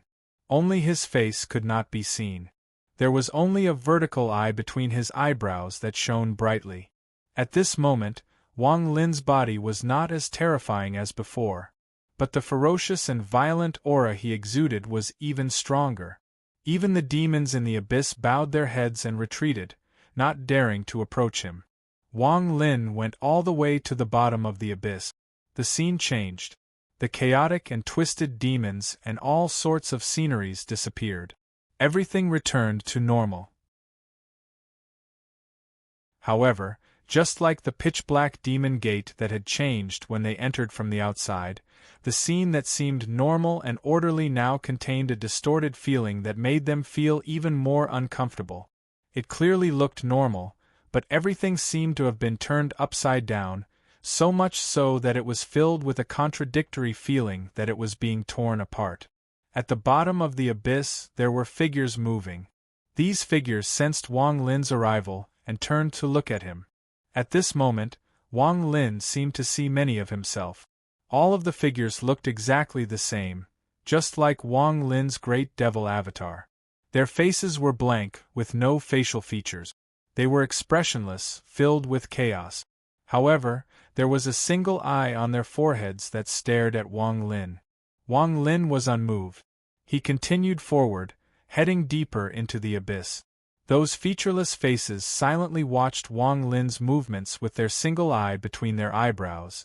No one tried to stop him, no one tried to strike up a conversation, but no one looked away either. All of them coldly watched as Wang Lin continued forward. As Wang Lin walked forward, he felt like this abyss was like an upside-down spire, and as he walked down, he felt like he was climbing to the top. When the scene in front of him changed again, Wang Lin suddenly felt an intense pain from his brow. The pupil of the vertical eye between his eyebrows became unfocused, and blood oozed out of the eye socket, flowing down the featureless face. This vertical eye seemed to gradually disappear at this moment, and pus and blood gushed out from it.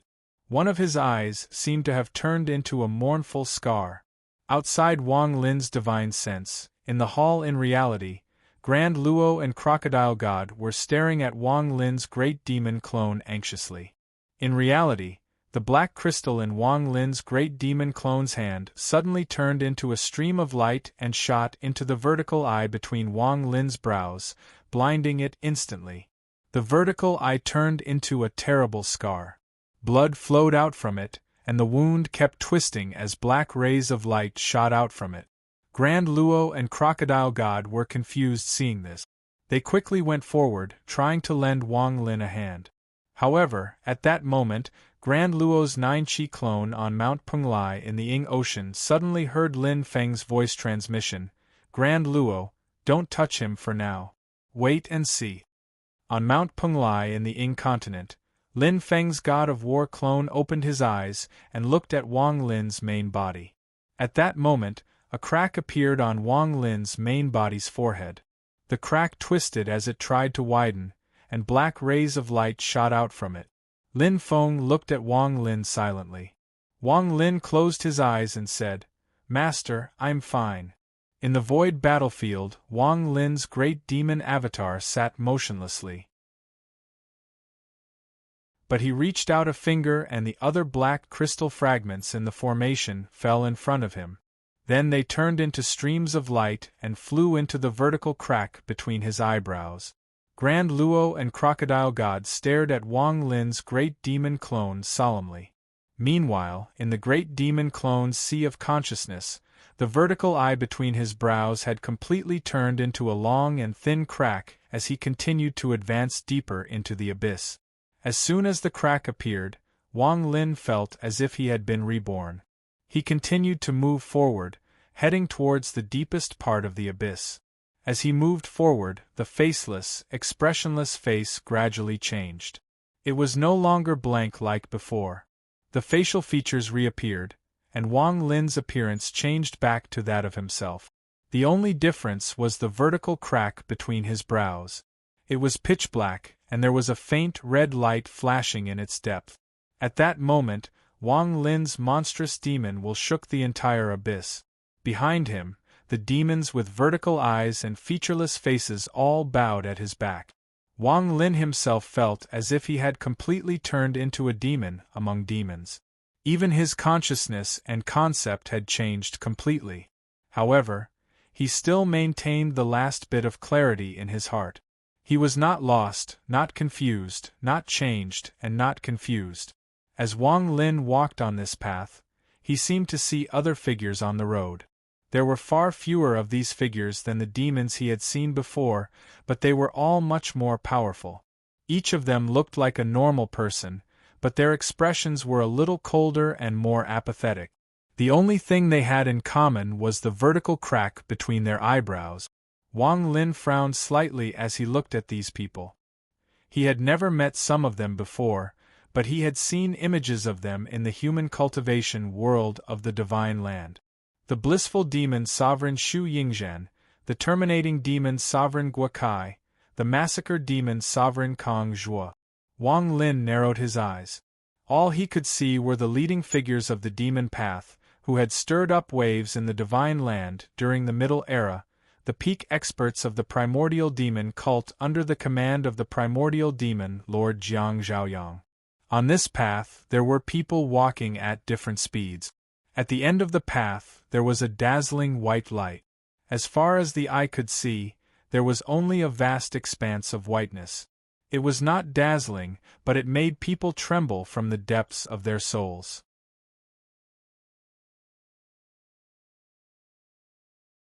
Chapter 1328. Wang Lin looked at the end of the road in front of him, at the white light that made one's heart palpitate. Not only him, but everyone on the road was staring at where the light was and walking towards it step by step. Wang Lin could feel that he and these people seemed to be in a different time and space. He could walk on this road without any obstacles, while the others on the road seemed to be walking on the same spot. Passing by one person after another, Wang Lin came to the side of the two people closest to the white light. These two people stood side by side, looking completely different. One was a young monk with a jade-like face. He looked solemn, pure, and full of wisdom. Even though there was a vertical crack in the middle of his eyebrows and the raging devil will, it still did not disturb the benevolent Zen will that flowed out of this monk.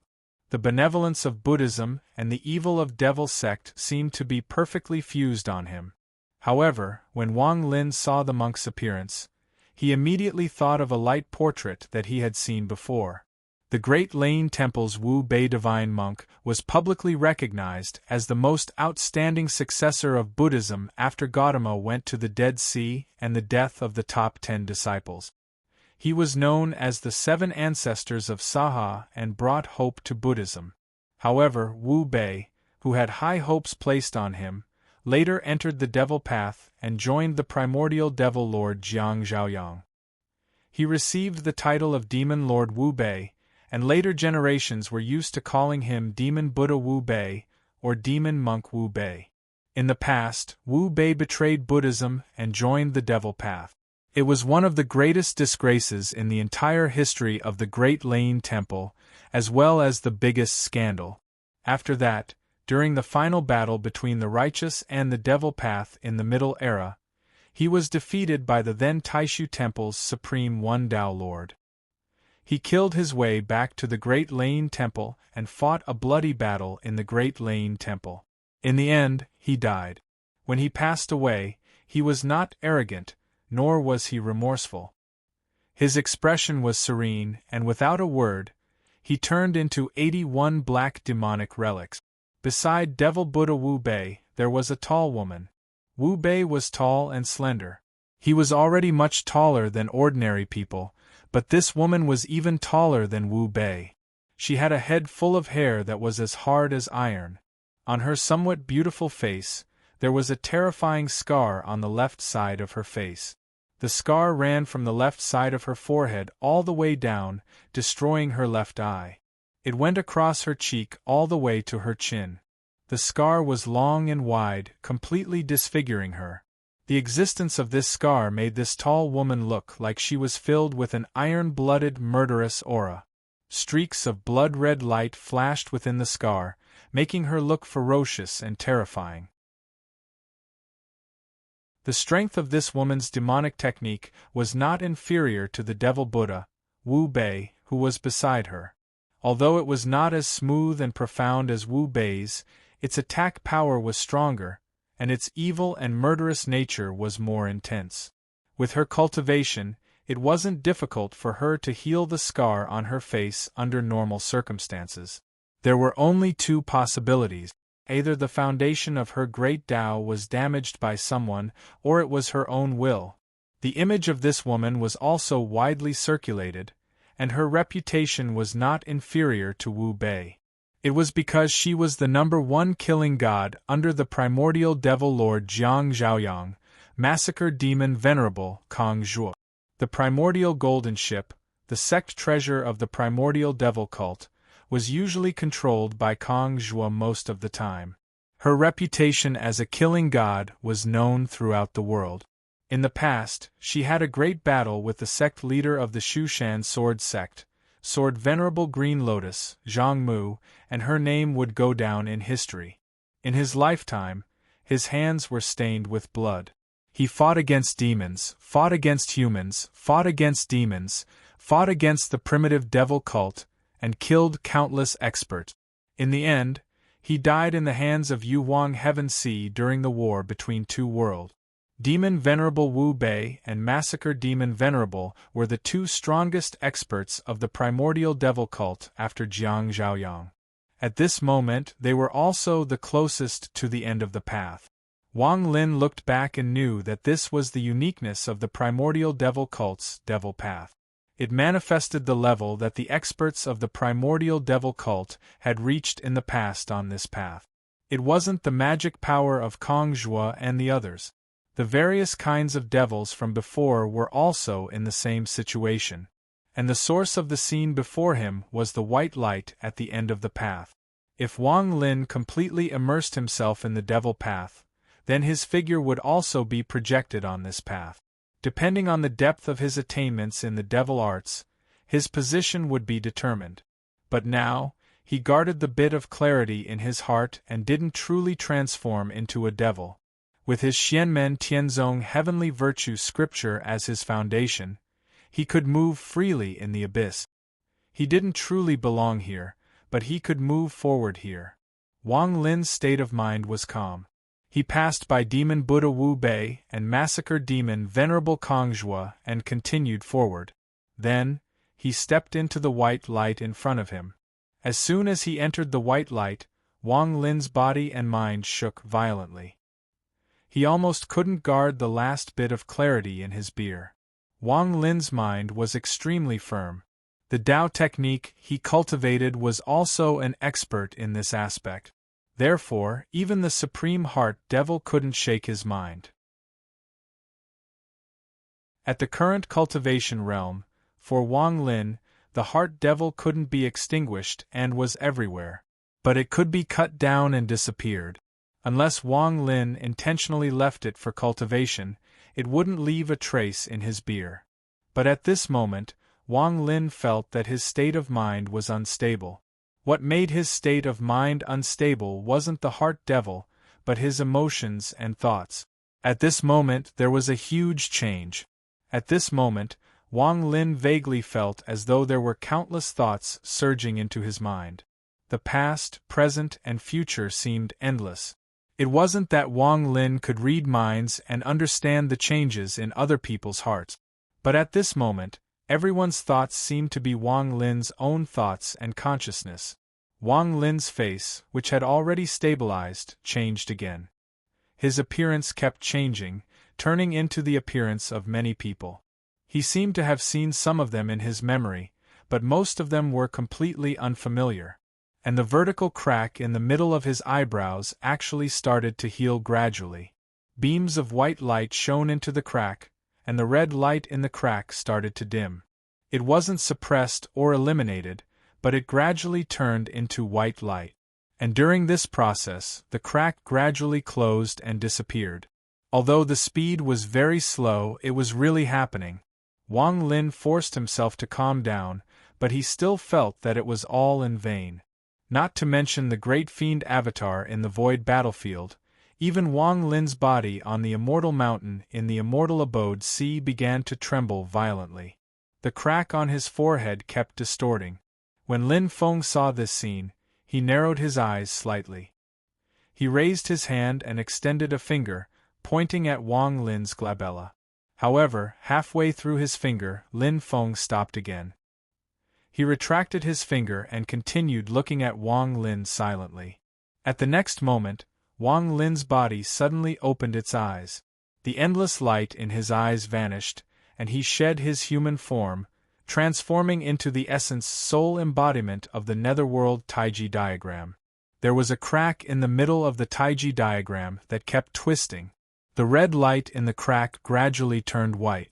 However, Wang Lin's essence soul gradually stabilized. In the void battlefield, in the consciousness of Wang Lin's great fiend avatar, his state of mind also stabilized. In the vast white light, Wang Lin looked ahead and saw an elegant middle-aged man standing there. His hair was dyed with stars, but he did not look old at all. His facial features were handsome, and he had a demonic charm like that of a god-fiend. He stood there with his hands behind his back. As if sensing Wang Lin's changes, he turned slightly and looked at Wang Lin. Looking at the middle-aged man, Wang Lin's pupils constricted slightly. There was nothing special about this person. He did not reveal any demonic chi at all, nor did he give off a malevolent and twisted feeling like other demons. He was not violent, crazy, or bloodthirsty. It was as if he had merged with the creation of heaven and earth, and everything in nature. He was extremely harmonious. Looking at him, there were no traces of demonic techniques at all.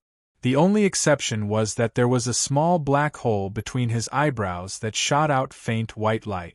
At that moment, the white light that filled the void in front of him was actually shooting out from that small hole. Wang Lin knew that it wasn't a small hole, but rather a huge crack, just like the one that had appeared outside. However, the vertical crack between the middle-aged man's eyebrows was constantly healing, so the crack gradually disappeared. Only the last bit had not completely healed, so it looked like a small hole.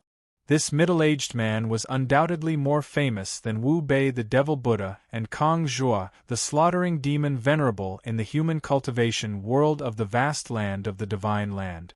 The leader of all demons, the leader of the primordial demon cult, primordial demon Lord Jiang Zhaoyang. Most people did not know that Jiang Zhaoyang had fallen into the netherworld sea in the past and had returned to the colossal world during the Middle Era. Therefore, almost everyone knew that Jiang Zhaoyang was known as the #1 human cultivator of the Middle Era. Jiang Zhaoyang turned his head to look at Wang Lin, and Wang Lin looked at him calmly. In those eyes, there seemed to be thousands of lights flashing at the same time, originating from a single point and returning to a single point. Wang Lin's true body on the immortal mountain of Yingzhou turned from the netherworld Taiji diagram back into his human form. He landed in front of Lin Feng and said, "Master, the primordial heart demon concealment curse is indeed unique and wondrous. It originates from the heart demon, but it is not something that can be described with the words heart demon. At the beginning of the primordial chaos there was nothing. There was no matter, no time, no space, no living beings, and no consciousness of emotions. This primordial heart demon concealment curse is to trace back the first emotion and desire in this world of creation. There is no beginning, no end, and no end. It goes with all living beings and is the same as creation. When it is used in combat, it is strange and unpredictable. It can directly attack one's heart and is difficult to guard against. Wang Lin let out a long sigh. Before that black crystal shattered, it should have been a product of Jiang Zhaoyang being sent to the Yuhuang Celestial Sea in the past, when he used the primordial heart demon concealment curse to revive him. Jiang Zhaoyang used it to be reborn, and the black crystal fell into the hands of Yuhuang Celestial Sea. Later on, Yuhuang Empress obtained it, which was why it appeared there. Later, it shattered due to some other reason. The Jiang Zhaoyang disciple saw was only a remnant image of the primordial heart demon concealment curse. It wasn't his demonic will or aura. Wang Lin's eyes flickered slightly. As you said, Master, this is a fated opportunity for disciple. Fellow Taoist Ning hasn't fully mastered it yet, so disciple wants to give it a try. Lin Feng smiled faintly.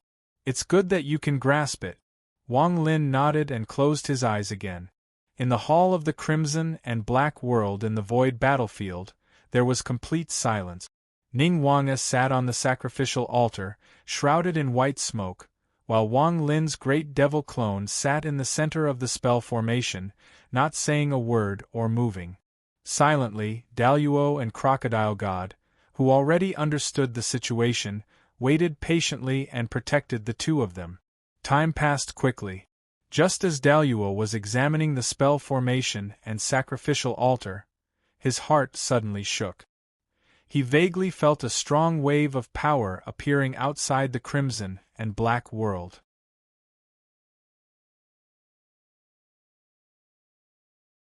Chapter 1329. Intense demonic power rippled out, causing one's heart to palpitate.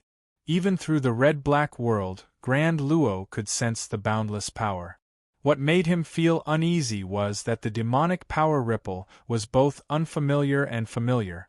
It was unfamiliar because he had never truly put himself in the other's shoes, and familiar because the other's demonic power ripple was very similar to Grand Luo's. While there were still differences, there was no doubt that they were of the same origin. Yudu, Grand Heavenly Immortal, immediately reacted, and his expression became complicated. Although he had imagined what it would be like when he met his own kind countless times, Grand Heavenly Immortal was still caught off guard when it really happened, and he couldn't calm his emotions. He composed himself, and said to the primordial spirit Crocodile God, the ancestral crocodile divine armor's treasure, "Please watch over it. I'll go take a look." The crocodile god glanced at Grand Luo and didn't say anything else, nodding steadily. The ancestral crocodile divine armor had not been forged for long, so the growth of the treasure's primordial spirit's consciousness was still rather limited. Lin Feng had forcefully raised it from the spirit-nurturing level to the Mahayana level. However, the crocodile god, who looked like a middle-aged man, appeared mature and steady. He was a treasure that Lin Feng had personally forged, and Grand Luo, who had complete trust in Lin Feng, also expressed his trust. He stayed where he was and left the matter to Grand Luo. Grand Luo took a deep breath and left the hall, heading towards the entrance of the red-black world. After they entered the red-black world, the entrance door closed once more, and the world became empty. However, with Grand Luo's current cultivation realm, he had some understanding of the changes in space, and could more or less determine the state of the pitch-black devil door. While its exact location was uncertain, residing in the ever-changing void, Grand Luo, who had come into contact with it, could sense the devil door's movements. As his consciousness spread out, Grand Luo frowned slightly, for he could clearly feel that the other party was slowly opening the door. Demons like Mother, who are proficient in the human devil path, are probably rare. Could Yudu outside the door be able to do the same? Or perhaps they have something in their hands? Grand Luo's mind spun, and he was momentarily hesitant. Red light flashed in the void and black devil chi surged. The devil gate had already revealed itself. Slowly it opened. Grand Heavenly Immortal frowned. Senior Brother Wang and Dao Friend Ning are both in seclusion. In the war between the two worlds, Teacher Lin and Yudu had a conflict with Imperial Uncle Huan Ri, and they even killed Grand Uncle Kong Yuan. The grudge between them is as deep as the sea. Now that they have entered, I'm afraid it will be disadvantageous to Senior Brother Wang and Dao Friend Ning. Although the memories of his past life had been completely restored, the effects of this life were much more profound for Grand Luo. He was always grateful for Lin Feng's teachings over the years. Usually, when Wang Lin and the other senior brothers came to Yinghai, they would communicate with him, and they had a deep relationship. With that thought, the Grand Luo made up his mind. Slowly opening the demonic gate, he sighed. Although I don't know which of my brethren you are, I'll have to offend you now. The Zenith Heaven Immortal took a step forward and arrived in midair. He pressed his hands on the back of the Fiend Gate and channeled his demonic power, instantly pushing the Fiend Gate shut once more. A cold snort came from the other side of the door. Demonic power. Wait, this demonic power. The Zenith Heaven Immortal sighed in his heart and kept quiet. Outside the gate, in the thick black fog, two Yudu beasts stood up like humans and stared at the gate in front of them. In front of them floated an ancient bronze lamp. The wick of the lamp flickered with red light, and under the cover of the red light, most of the black fog was isolated outside. The small amount that seeped in was dispelled by the Origin Heaven Heart mantra that the two Yudu beasts had cast. The red light of the ancient bronze lamp landed on the demonic gate and opened it. One of the Yudu beasts pressed his claws on the surface of the gate and pushed it with force. Just as the gate was about to be pushed open, a huge force came from behind the gate and closed it again. The Yudu beast was instantly enraged. Someone actually beat us to it? This energy wave is demonic power, but wait, this demonic power. The anger on his face gradually turned into astonishment. The other Yudu beast asked solemnly, Ning Feng, what's wrong? The Yudu beast that pushed the gate was Ning Feng Yudu, who had chased after Yen Nanlai, fought against Great Chanyu of the Northern Militant and Great Sage Lu Yuan, and lost to Shi Tianhao in the end. He turned to look at the other Yudu beast. Yunqing, could it be Jing Yen and the rest? But through the waves of demonic power, they should be able to recognize my demonic power. The person standing beside Ning Feng Yudu was a Yudu beast that was similar to him. It had a triangular head, and its body was covered in purple light markings. It was slightly taller and thinner than Ning Feng Yudu. Other than purple light, there was also a white halo flashing in its eyes. His name was Yunqing Yudu, and his cultivation was even higher than Ning Feng Yudu's. Like Jing Yen Yudu and Bright Slayer Yudu, he was also a strong practitioner of Yudu who was going through the first tribulation. Yunqing Yudu took a look at the demonic gate, then stretched out his claws and pushed it. The demonic gate instantly shook violently. On the other side of the gate, in the black and red world, Grand Luo's body shook violently. He gritted his teeth, and the silvery white fur on his body surged.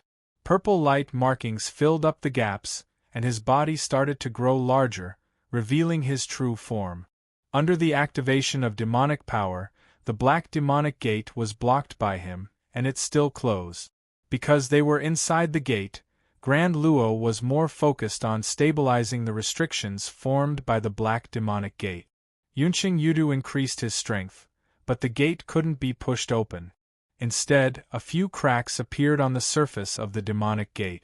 However, with this contest of strength, Yunqing Yudu already had an idea in his heart, and his gaze turned deep. Ning Feng Yudu, who was at the side, was now carefully analyzing the power on the other side of the gate. The astonishment on his face turned into anger again. Such waves of demonic power come from the same source as the horn left behind by Her Majesty Yu Wang. Grand Luo is inside. Ning Feng Yudu stared at the demonic gate. But why is he blocking us? Yunqing Yudu's expression turned grim.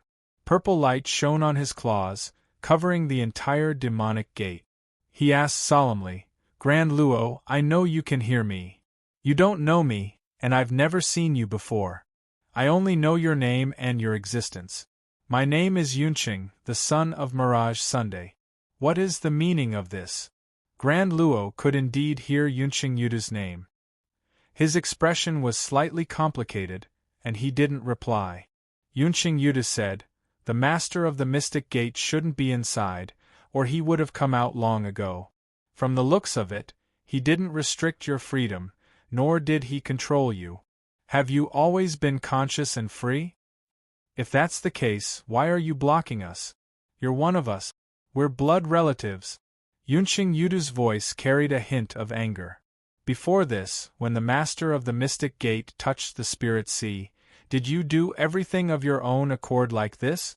After a moment of silence, Grand Luo's voice came from the demonic gate. You are the son of Imperial Uncle Mirage Sun, so I should call you Brother Yunqing. My rebirth wasn't completely arranged by my father, but by Master Lin. It was also Master Lin who taught me the paths, skills, and cultivation. In the Spirit Sea, although I've regained my Yudu body, my memory isn't complete. I'm the one who helped Master Lin. After going to the medium-sized world where my mother died, my memory of my past life has been restored. However, I'm blocking your path now of my own accord. Please don't blame me, Brother Yunqing. Hearing what Grand Luo said, Yunqing Yudu and Ning Feng Yudu were both shocked and furious. Ning Feng Yudu shouted, Have you lost your mind? Are you going to help that human and make things difficult for your own race?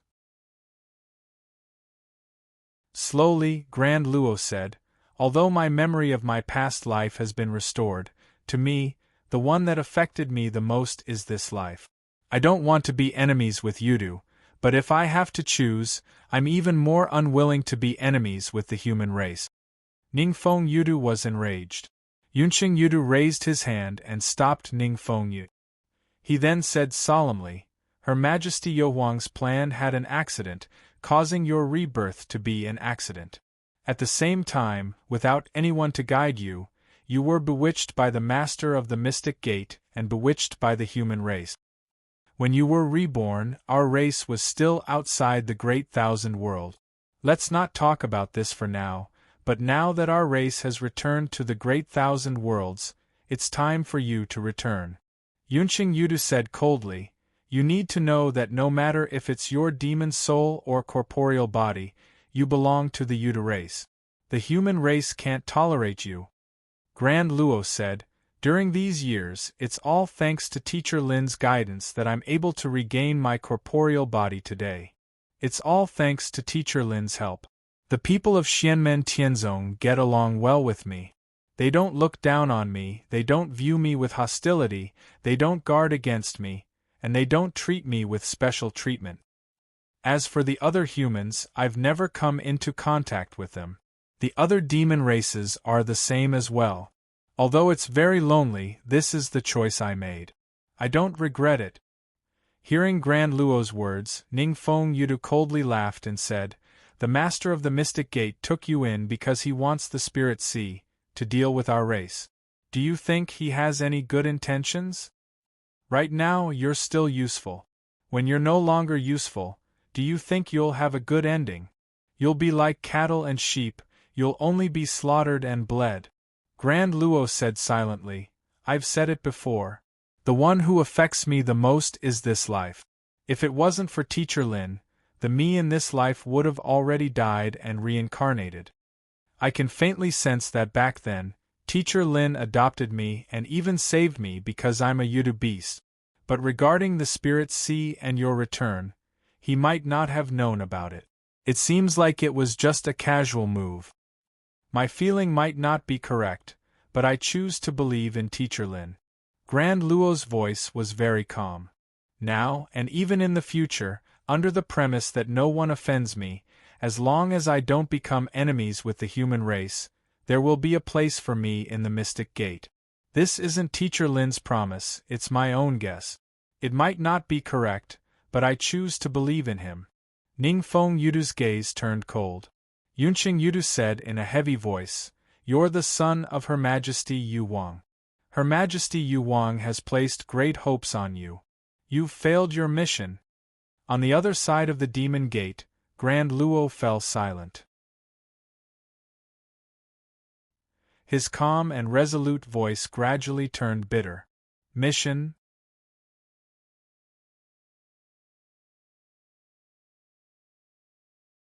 Chapter 1330.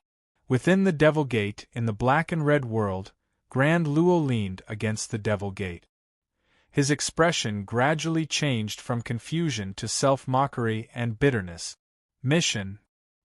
He shook his head with a bitter smile.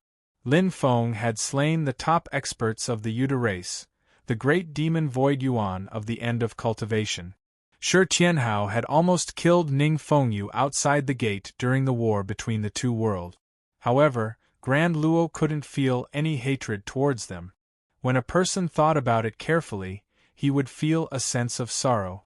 Even his current Yudu body, other than the remains of Yu Wang's celestial sea, there was also the flesh and blood essence that Lin Feng had extracted from Void Yuan's corporeal body.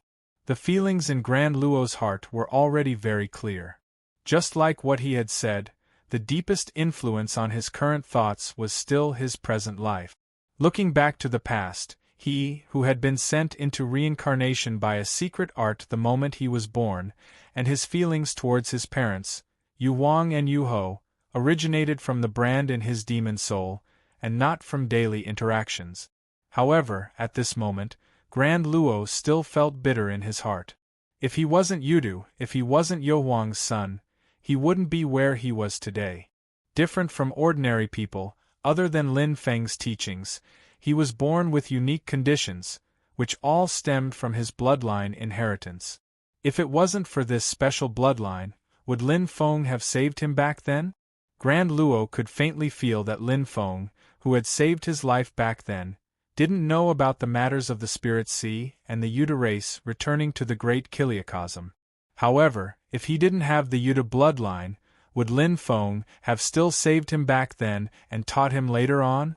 Back then, maybe it was just a casual move by Lin Feng, but it was precisely because it could have an unexpected effect that he had laid out the chess piece in advance, wasn't it?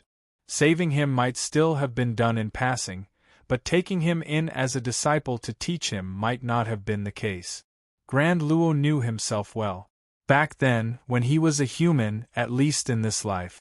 As a human, Luo Yao's talent in cultivation was at most above average. He probably wouldn't be favored by the master of the profound gate. What exactly had made him who he was now? And where should he go from here? The zenith heavenly immortal felt a wave of panic. The imprint that was engraved in his demon's soul and the pulsating bloodline all over his body caused his heart to tremble, and he found it hard to maintain his composure. On the other side of the door, Yunqing Yuda's cold voice came. "Living in seclusion, hiding from the world, is this your decision? It's just a cowardly escape and self-deception.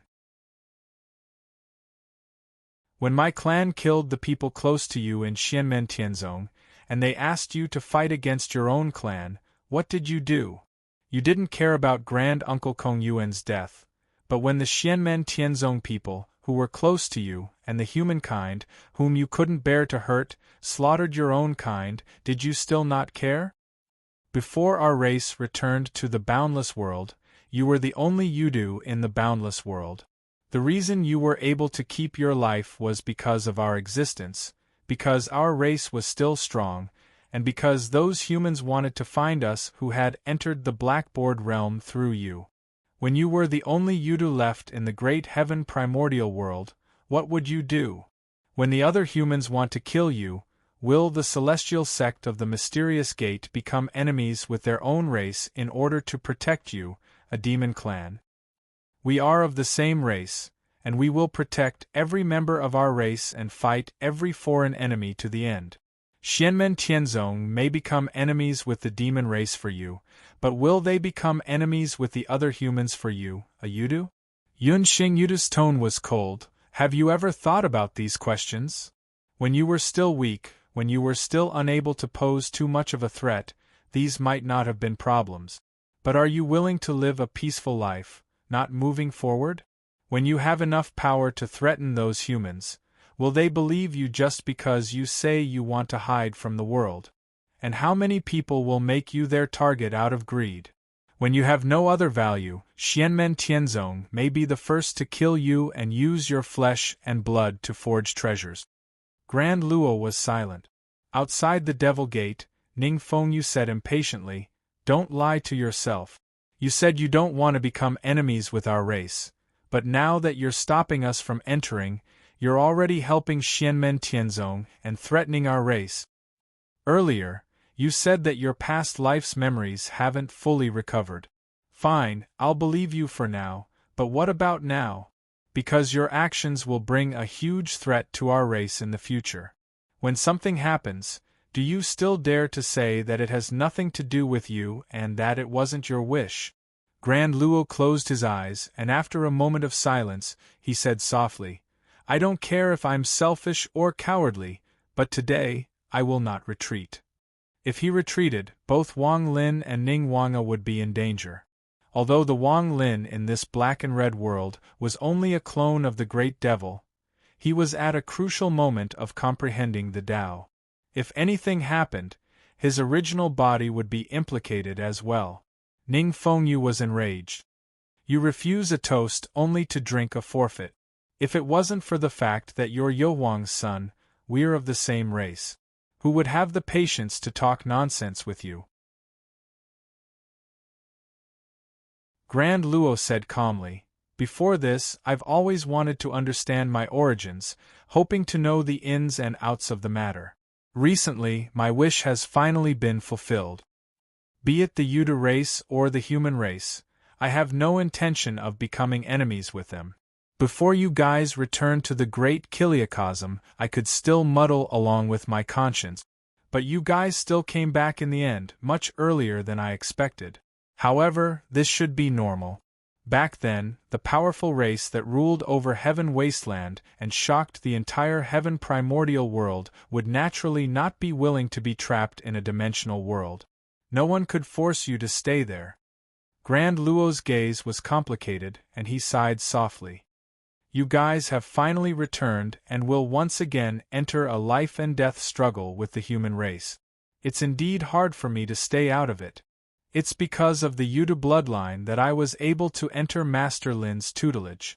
To be able to form an undying demon soul, the power of my innate bloodline also played a role that can't be ignored. I'm enjoying the legacy that father and mother left behind, yet I still have to betray father's expectations and trust. To me, perhaps only by abandoning this body can I be free. Now that I've awakened and been reborn, if I die, I'll lose the chance to reincarnate. If I die, I'll truly be completely annihilated, and I'll no longer be a Yudu soul of Grand Luo." Grand Luo laughed self-mockingly. "Teacher Lin saved my life in the past, but to me, I still have to walk this path. Is this an escape? I don't know, but I'm not willing to choose any other path, so this is the only one I can choose." Grand Luo said calmly, "But at this moment I can't retreat, so I'll have to offend you." Outside the Devil Gate, Yunxing Yuda's expression calmed down as well. Silently, he said, "Since this is your decision, there's nothing more to say. Since you've decided to betray your race and the glory that should have belonged to you, stubbornly sticking to the human race and standing in our way, we won't be merciful to a rebel like you." As Yunxing Yudu spoke, his figure gradually changed. Thick silver-white fur emerged from his body, and it was as if silver-white light was flashing non-stop. Purple light patterns filled the void, covering the silver-white fur on the surface of his body. On the 3 long horns on his head, rings of white light shone continuously. "I'm not in the mood to say anything.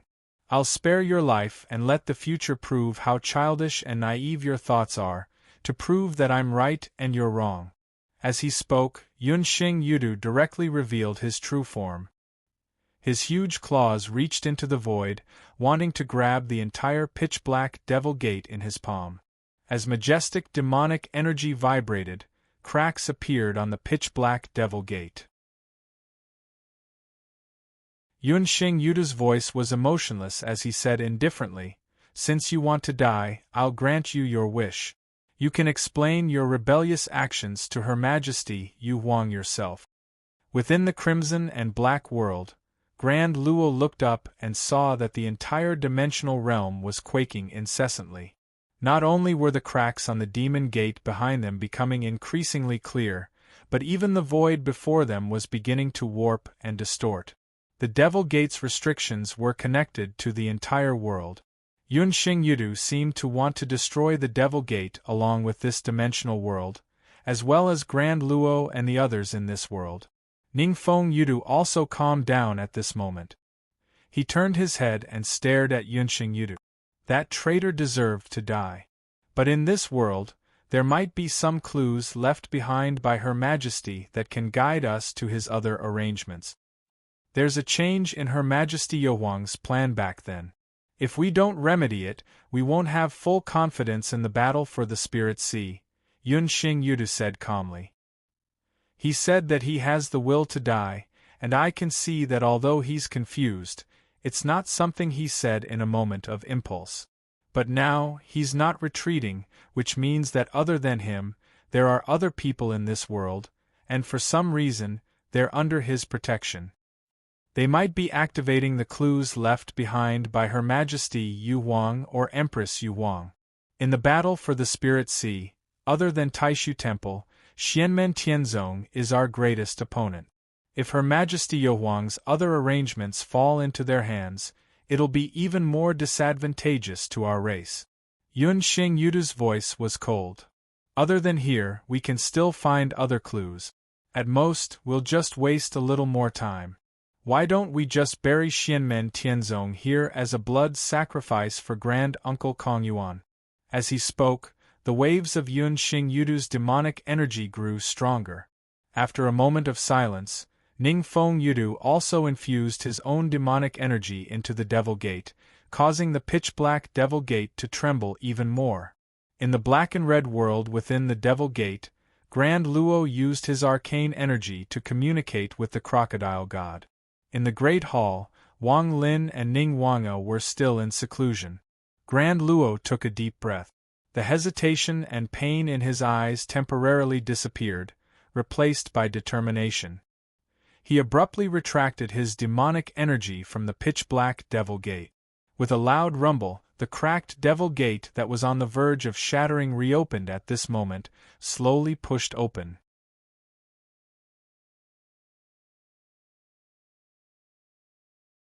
Chapter 1331. When the Devil Gate opened, Yunxing Yudu and Ning Fengyo's expressions turned even more grim. Although Grand Luo was currently in a state of unease and confusion, once he made up his mind, he would toss all other problems to the back of his mind and focus on the matter at hand. His will was firm and resilient. Since Grand Luo had already made up his mind to stop Yunxing Yudu and the others, he naturally would not retreat. Seeing that the Devil Gate's restrictions were useless, Yunxing Yudu intended to destroy the Devil Gate along with the red-black world within. Grand Luo naturally would not rely on that pitch-black Devil Gate.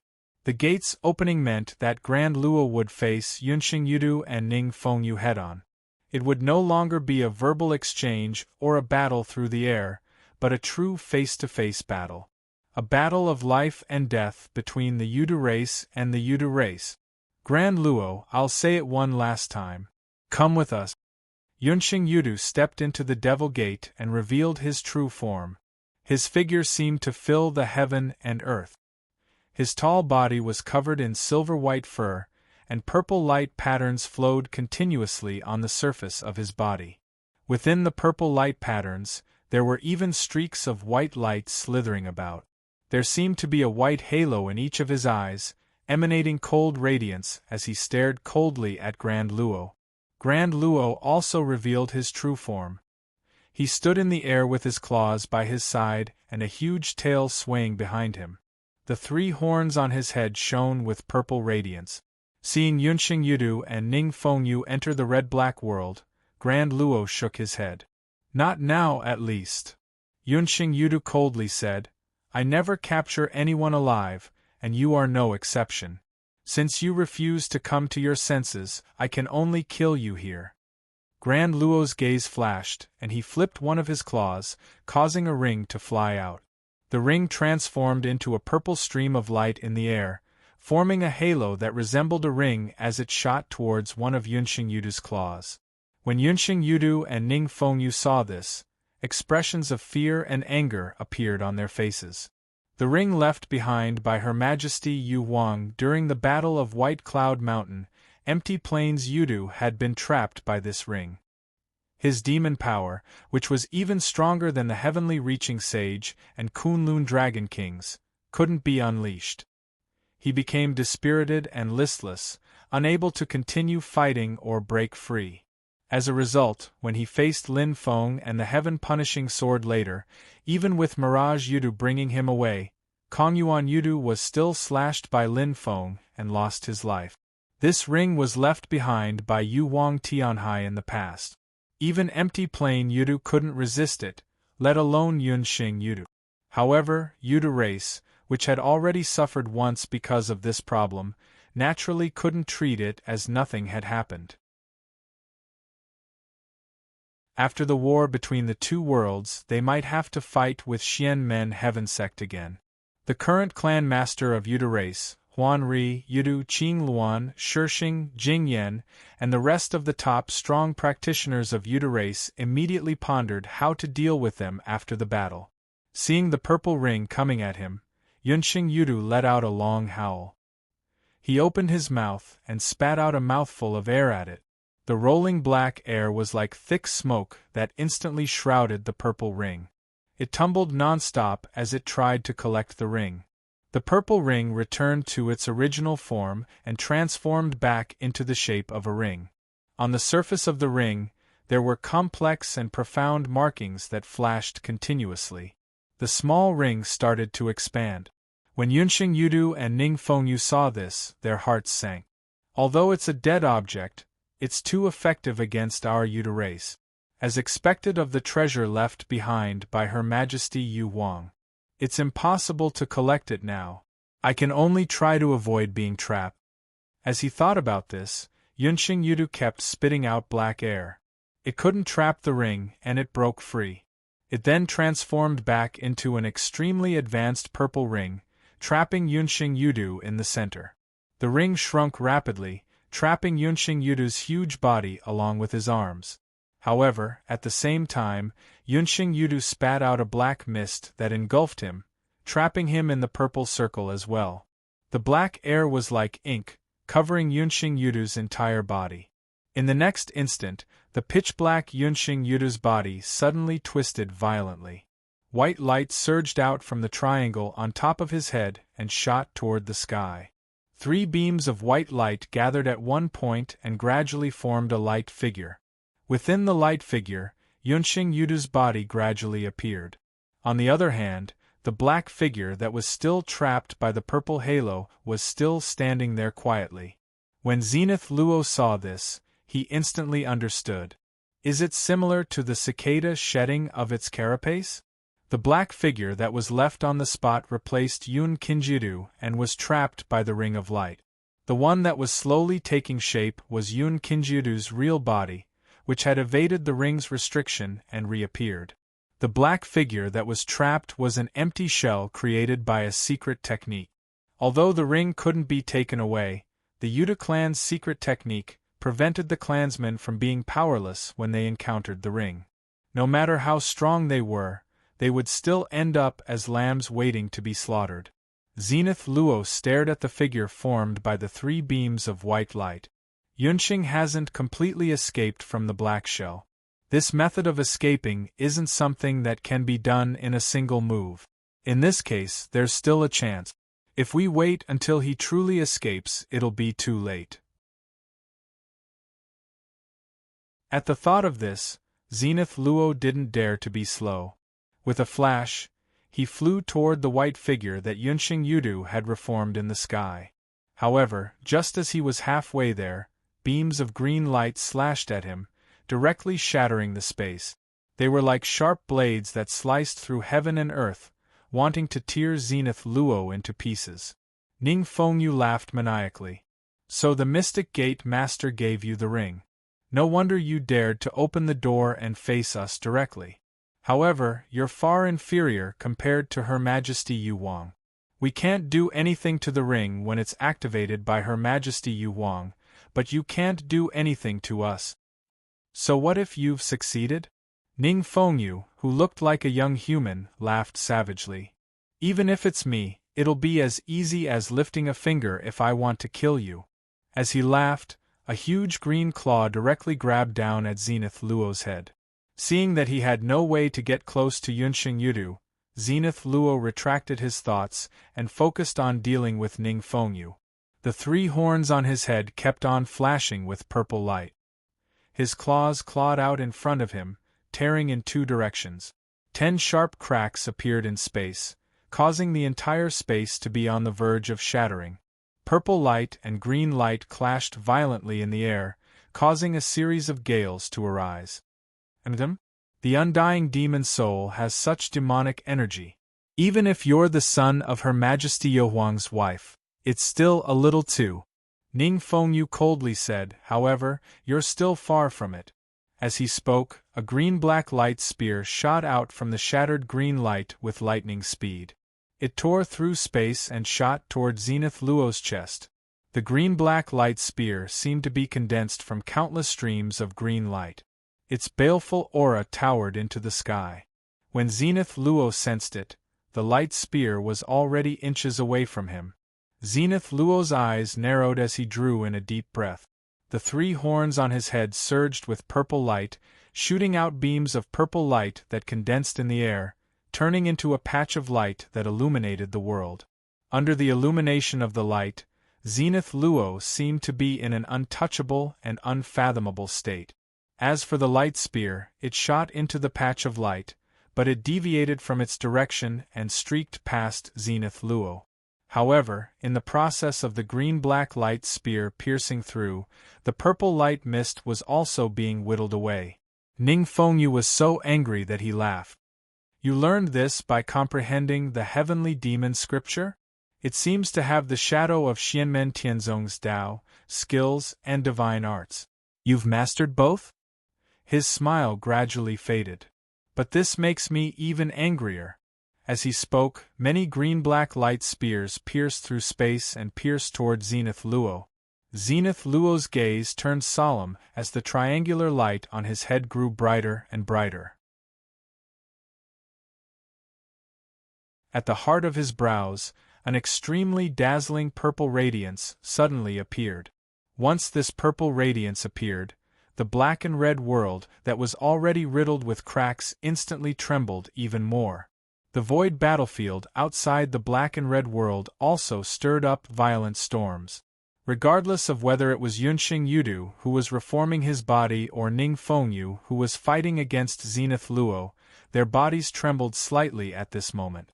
That tyrannical and dazzling purple radiance was dazzling, shocking the 9 heavens and 10 earths as if the ruler of everything had descended upon this place. Although the radiance was faint, the concept of power within caused Yunxing Yudu and Ning Fengyu to tremble from the bottom of their hearts. Ning Fengyu stared at Zenith Luo and mumbled, as expected, he can use Her Majesty Yu Wang's dark capital flower. At the heart of Zenith Luo's brows, that purple radiance that seemed to be the most beautiful in the world, yet also the most terrifying shadow in the world, was none other than the dark capital flower that dominated the world in the Yu Wang heavenly sea back then. Everywhere the radiance passed by, the many greenish-black light spears that were shooting towards him were all severed. It was just that the difference in their cultivation was ultimately too great.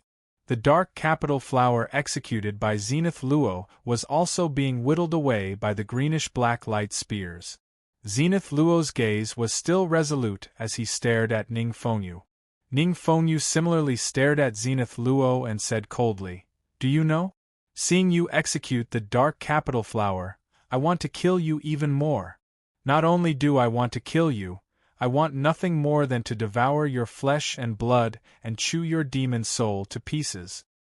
The bloodline of Her Majesty Yu Huang and the Tao art of the Celestial Gates Master, the combination of the two is truly extraordinary, surpassing my expectations. As a result, I've wasted so much time here with you. After Ning Fengyu finished speaking, he let out a low howl and his demonic energy surged, becoming even more vast and violent. The surface of his body that resembled a human's limbs grew large amounts of long silver hair, covering his entire body. Outside the long hair, there was a layer of purple radiance flashing. On the surface of the purple radiance, large amounts of green runes appeared, circulating ceaselessly, shaking the void. Ning Fengyu, who had finally revealed his true form, took a step out and instantly appeared before Zenith Luo. You're tuning in to the Phoenix Knights YouTube channel. Don't forget to subscribe and join us on this journey to catch the most captivating stories.